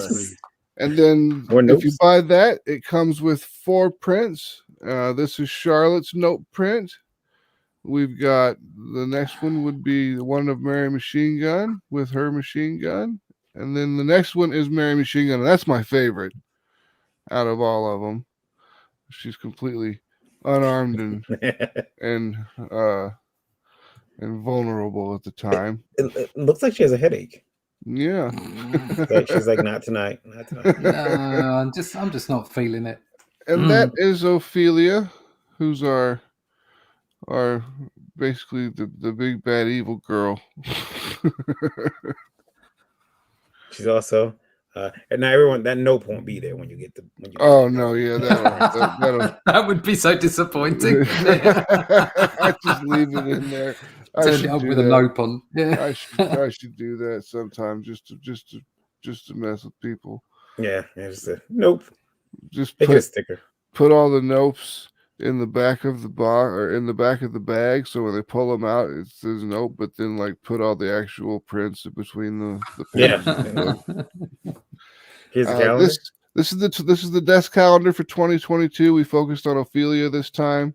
You can see we've got a whole bunch of different looks and styles throughout the months. That's the cover, obviously very sexy. It's safe for work. I mean, depending on, I guess, where you work, if they care about work at strip bar, you're okay, man. If they care about girls in bikinis and stuff like that, because if you work at the public library, probably not. Yeah, right? I mean, February is basically Slave Leia. March is almost Mary Machine Gun's outfit. April, in April, she's just at the beach. In May, she's just a vampire. In June, she's in combat dress. July, she's ready for 4th of July. Ready for a rocket. Yeah, she is. In July, she's pulled off the Belle look in July. And then August has kind of got the 60s vibe to it, and then September's got that pinup stuff. Then we've got October with the Halloween, and November. We did that picture because it was like a challenge on Instagram when we were doing these pictures of girls basically covering their little parts up with their underwear like that. And I do have that picture without the underwear on it, and I don't know if I'll ever release it or not because I don't know if I can get it printed. So, and then first of all, I got two questions about this. Which one is your birthday month? My birthday month is May, and that's why if you go up to May, and you can't really see it, but it's May 30th is my birthday. Okay. And that's Atrocity Press Day. Okay. Great holiday, man. I also want to point out the fact that probably the most risque picture is on November. Yeah. And if anybody here has been on the internet for long enough, you know that November is not just the no rhymo thing, whatever, right? for writers. It's No Nut November. No Nut November. Yeah. Are you familiar with that, Russ? No nuts. No. So the idea is that in November, as a challenge, you cannot make yourself ejaculate. Oh, I see. Okay. So this can lead to all type of medical problems. But the entire month of November, yet he puts the it's the incel month. Yeah. The sexiest picture has to be during November, just to make it a little more difficult. I like to push the edge. If someone could say, man, that Mary Machine Gun calendar just tipped me over and I lost No Nut November, I'd be like, all right, we did our job. Yeah, back like job well done. Man, I got to the 23rd and it was all downhill. I couldn't. I got fired too. It was at work. So Mary Machine Gun sent me over the edge. Mary Machine Gun made me machine gun. It was going everywhere, man. It wouldn't stop coming out. Oh, I bet. It's horrible. And this is supposed to be a morning show. It's a morning show. It's the mornings. Russ is late afternoon right now, right? Yeah. It's okay to swear and do anything in the afternoon in the UK. Well, for Russ, it's like 3:45 or something, right? It's 10 to 4. It's all right. Yeah, as long as it's in the afternoon, you're allowed to do stuff. In the morning, you'll get arrested. You'll get arrested. You got a license to cuss in the morning? You got a license for that? Yeah, that's what we get all the time. Papers, please. Yes. Can I see your cussing papers? Yeah. Okay. Off to prison with you. Off you go. Right. Cheerio now. I like how I was watching. I watch a lot of UK television. Makes me feel closer to Russ and Glenn. And sometimes I get tired of our American shit. I'm like, oh, I need to go somewhere else. And but the funny thing is, they had a show, and the police, it was like live to follow around with cameras, and the police officer, we're so used to in America, and I'm guessing Canada too. Cops coming in, taking like charge situation, freeze, hands up, inward, pop, a couple of shots. We're used to that here in America, but bang, bang, freeze. Yeah. But in the UK, the cop went in. He says, and he goes in, and there's like, it's like a flop house, and he says, "Right, what's all this then?" What's all this then? I'm like, no what's one's all taking this you then? Seriously, no one takes the coppers seriously at the moment. No, it's because they're too busy running around on the internet checking your thinking.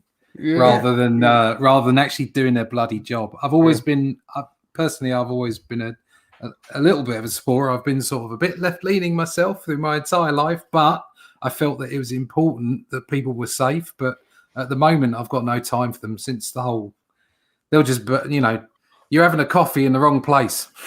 Papers, please. It's terrible. I'm just waiting for Russ's door to get kicked down here, and he's yeah. Help me! I've been stabbed. Well, live arrest on stream. You're coming with us, sir.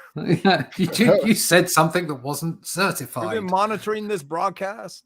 Help me! I've been stabbed, and I've got the victor or the perpetrator. I've got him held down. If you hurry up and get to me, I think you can catch him. And be like, sorry, mate, we've got to go to this house. There's some guy tweeted something that someone else didn't really care for. Yeah. This is renegade artist on stream. We got to deal with him now. That's about the size of it. Yes. Never mind. Such is life. Sir, you're bleeding out. It's not as important as wrong thing. Yeah. We have to go get the wrong thing. God, we're horrible. We're all doomed. That's Mary Machine Gun issue 2 over Indiegogo. I'll put the link in the chat too. And then I need to go look at one other campaign. Now, this one here. Boy. Here we go. Before I do that, Larry, there's yours. Yeah, you. Boom. Well, it's not a Comics. campaign, but this is just an ad for a book. People say, we had this email earlier. Books are too expensive. I want to get them in the shop, right? Here's your chance.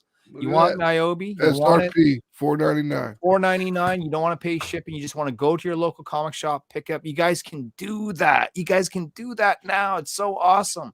There is the order code. You just give that to your comic shop. If they don't already have it, they'll get it for you, man. Yeah, beautiful cover, by the way, by Randy Green. You might know him from such books as Witchblade from back in the day. Never heard of Witchblade. Never heard of small little comic book. August he only took over after Mike Turner. You know what I mean? Like $14.90 AUG 211490 in the Previews World catalog. You can take that to your comic book store. Say, hey, I want this book. This is a dream come true. This is a bucket list thing for me, Varian. Being in the preview, seeing my character. It's one thing to be self-published because, let's be honest, anyone can self-publish if they got enough money. It doesn't mean it's going to be any good. You know what I mean? Yeah. But when you get published by a company and you're in Diamond Magazine now and that kind of stuff, it's really, I'm just going to say it's really freaking cool. October 27th, a couple of days now, 6 days from now. It's supposed to be out next week, but I think it's actually late. Yeah, it might end up being late because the new one just came out, right? 16. Yeah, 16 comes out actually on that. My phone. Oh, my phone's ringing. 1 second. Yeah, no worries. So, guys, pick up this book, man. If you, like I said, you complain that you don't want to pay $20. I get it. I understand. You guys can go grab it for $4.99. But do know that it is only like what? It's like half of the Niobe story or a fourth of the story. Exciting comics. Well, first of all, they have a long history. They used to be like a golden age comic. Yeah, right? And then it sort of went open, and Ben Dunn took it over and grabbed the name. It's an anthology series, much like you would see from like Amazing Fantasy or something like that back in the day. So her story is spread out through 4 issues. There's also a couple other stories from other creators in each issue, but this there's still plenty of Niobe content per. We're 16 pages in the back of this book. Our issue 17 went to 40 pages because made it be bigger. I made it be bigger. You know what I mean? That's you force him to break. Now it's going to come out your paycheck. Only Death Can Save Us. Book 2. Techstone. Right. There it is. There it is. There it is. We got I'm up to 113. I've got about 10 days left of the first 30. So Dee and Chrissy return. Only to encounter a new cosmic mystery, resurgent evil, and millions of missing souls. Award-winning. Forward for the fight. Award-winning.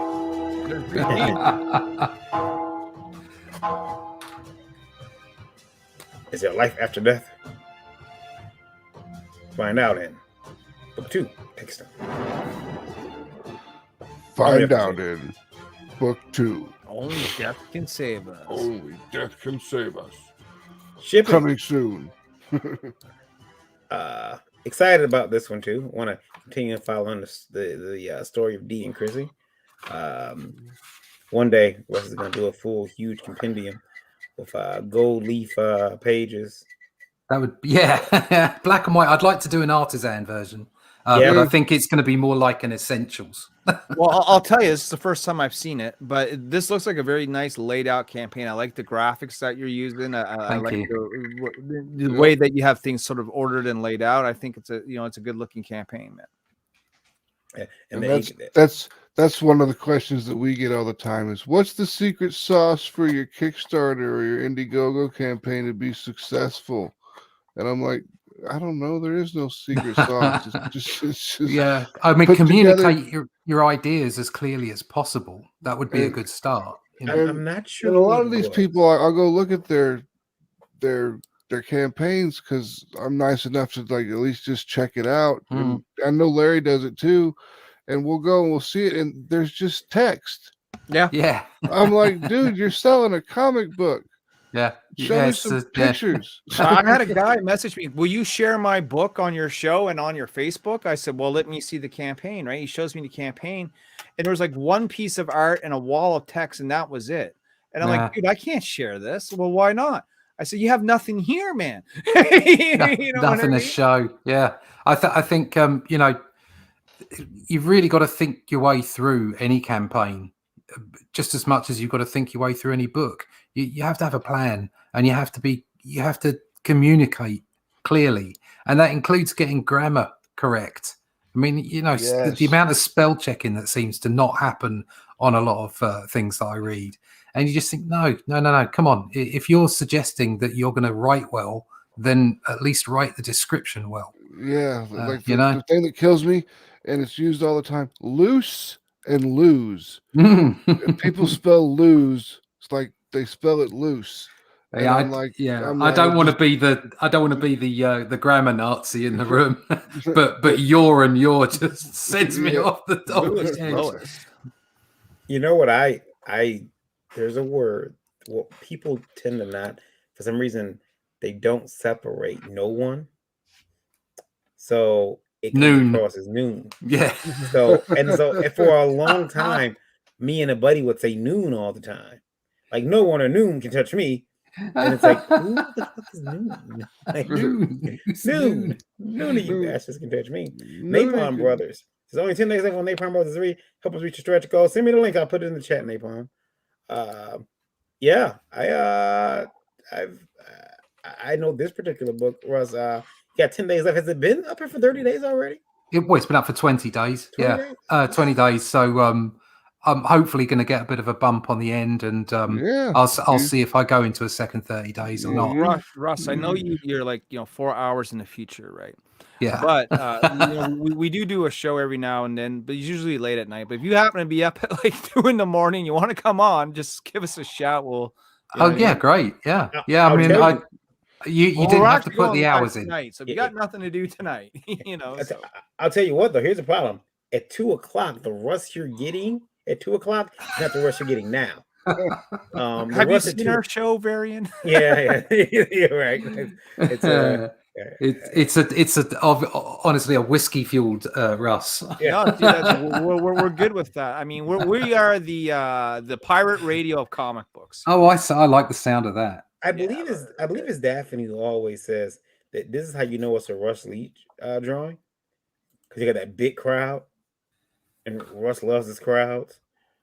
Crowds. There's always like thousands of individuals going on. Yeah. Yeah. Whereas the rest of us are like.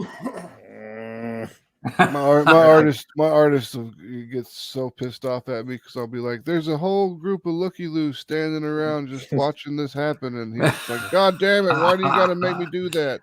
There's a one of the first. Oh yeah, it's not a cover; it's a pin-up. So for everybody who backed the first book, I have your names. I know who you are. You will, if you back the second book, you'll get this for free.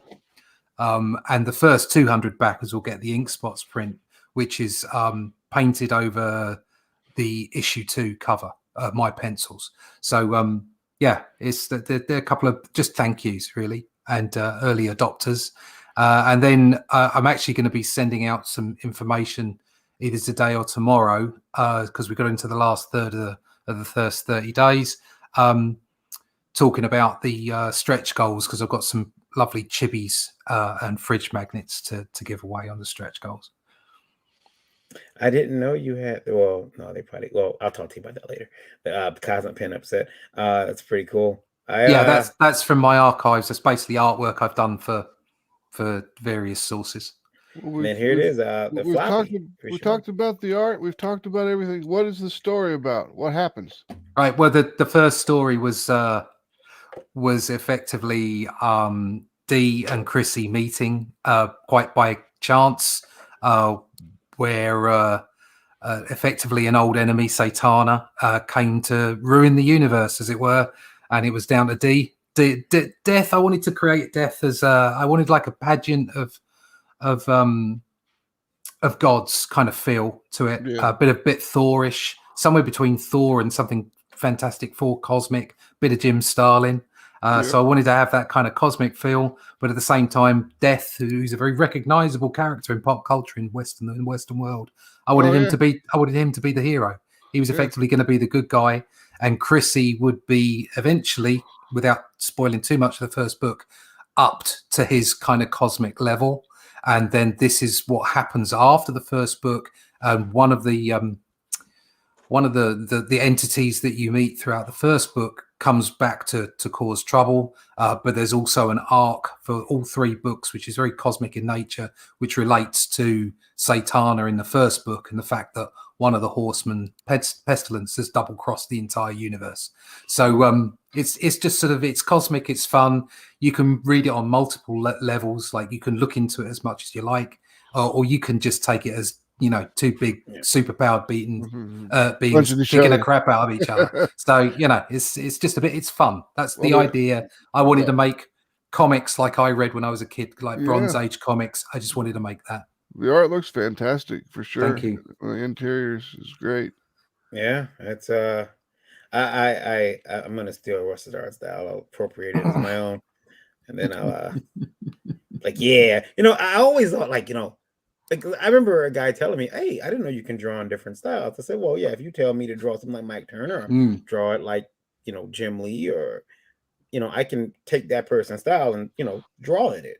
That just comes from when I was a kid wanting to copy everyone's stuff. I seen a cool picture, I wanted to draw it. It wasn't until I was like maybe 17, 18 where I started wanting to put it in my own style. But I always thought there'd be a lot more career opportunities for me because of that. And there was a guy who he would do it. He would do comics. I picked the stuff up at a Comic-Con, and he called himself the artist of 1,001 styles. And but it really wasn't 1,001 styles. What he was doing was actually just tracing. Like even panels. Like so right. So like characters' designs changed from panel to panel based on who he was copying from. Like, I recognize this. This is a J. Scott Campbell panel. Then the very next panel is, hey, this is this is Ed Bennis, and hey, wait a minute, what this is Tim Sale. What are you doing? And then it was throughout the whole book like that. But it was very weird time. That's certainly an interesting way of approaching drawing comics. You're already over your fund, so we won't help you anymore. No, $6,540. I could really do with matching my last campaign, to be honest. Especially seeing as because I've got other gigs going on, I've actually had to increase the size of my team. So the team originally was me. But obviously I had help with the dialogue from Rick, the writer, and now Rick and I are co-writing it. But I've also got flatters on board, a letterer. Obviously I've got editor as well. So I've expanded the team, which means I've got to finance it a bit more than I did last time. I got 271 by the end, which I was very pleased with.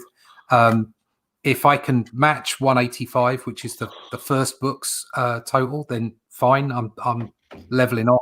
I'd obviously prefer to get more. So my stretch goals are actually coming in at 185, and they will be backer-led stretch goals. So the more backers I get, the more stretch goals you get. Yeah, Mary Machine Gun, I was really concerned with getting more backers than I got last time. I didn't care about the money as much as I cared about more people reading my story. Definitely. Well, I'm actually really, really pleased so far because I've got like 35 people buying the book 1, book 2 catch up tier. Yeah. Which means that's 35 new people. So obviously you're never gonna get 100% of your original audience back. You're always going to have some drop off.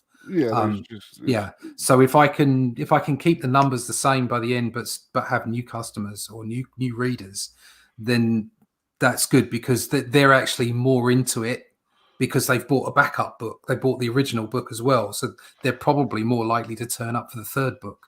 So then you've got like this hardcore audience of people who really obviously are enjoying the book. I think it looks good. Good. I'm excited for the second one. Guys, that's our show. I'm going to let you guys tell where you can be found at. We'll start with Larry. Larry, where can folks stalk you? Usually under a table, drunk somewhere, man. No, I mean Niobe Comic is it, man. Niobe Comic on Twitter, Instagram, YouTube, you name it. If you search Niobe Comic, you're gonna find me. Cool. And then Mr. Max DeVille. All right, you want to check out any of our older material, your t-shirts or hats, stuff like that, you can go to atrocitypress.com, and for socials, just look at Mary Machine Gun and you will find us, or at Atrocity Press and you'll find us. That's all there really is to it. I mean, I was lucky enough to get at Mary Machine Gun. I figured it would have been taken By some long horrible ago. rapper. Yeah, something. I mean, but there was Machine Gun Mary, but no Mary Machine Gun. So I was like, yeah, taking it. Machine Gun Mary, Machine Gun Kelly. There's just so many of them. But now, yeah, I like Mary Machine Gun. She's and plus that she's got legs. Yeah. Russ, how about you, sir? Yeah, you can find me on YouTube as Comic Book Black Belt. I have a channel there with lots of info about how I produce my work. And on a Monday night, you'll catch me drawing 6 p.m. Eastern Standard Time, 11 p.m. UK time. You can also find me at comicbookblackbelt.com or under my name, Russ Leach, at russleach.com. If you want to find out more about the book, if you want to sign up to the email list, find me on the Twitter, the Fleece book. Over on Instagram or on Minds, all the links are there on my website, russleach.com. And like I say, sign up for the email list, but also over on onlydeathcansavus.com, there is the link. If it's not in the description, there's the link directly to the Indiegogo campaign. And hopefully you'll be reading book 2 and book 1 of Only Death Can Save Us. Yeah, I'll add the campaigns to the YouTube description of the video so people can watch it forever. And go find these books. By the time, listen, you person, it's 2025. It's about 11 o'clock. You're watching this video at night, and you got Cheeto dust on your hands. The books, that campaign's probably closed, but I'm pretty sure if you look around, you can find the entire. Check out Saturday morning cartoons; it'll be there. Yeah. 2025. Rush should be up to issue 6 by then. So the sixth biggest. Well, I said the sixth biggest issue. Wow. Yeah. All right. Of course. See where your mind is, Varian. Yeah. In the gutter. You bring us all on here. You're like, let's bring on all the sleazy books. We're the ones that actually crashed this party, so apologize, Varian. Yeah. You guys. That's what you get for leaving open chat. That's it. That's totally true. Guys, feel free to check us out on Indie Vote on Google Play, Indie Vote Radio, Google Play. If you have an iPhone, download the Stream or TuneIn app, because we're not natively on iPhone. Not yet, but we will be. Of course, indievote.com. You'll check us back out here Tuesday. We continue to pray for the recovery of Rain Zimmerman in the hospital, COVID pneumonia. But he is he was able to taste the other day, which was and he's a tough son of a bitch. Yeah, that's good. One of the girl that does our Charlotte cosplay, she had COVID when it was new and it was just first coming out and about, and she got it in like May, and she couldn't taste for like 3 months, and she was making videos of herself on YouTube or on Facebook, like just taking a whole onion and just taking a big honking bite out of the onion like it was an apple and just eating it, or taking jalapenos and ghost peppers and just eating them. She monetized her illness. That's awesome. Outstanding. Yeah. Guys, thanks for being here. We'll see you back here Tuesday at 9 for an updated Indie Vote Live, where I got some new bells and whistles we're going to be giving out.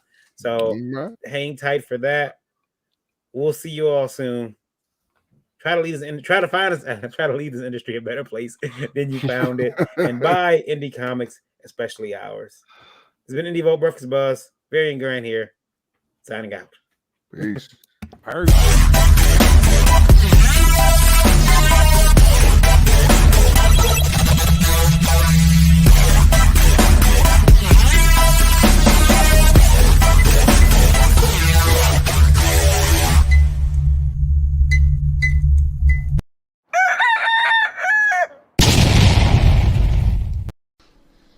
dare you?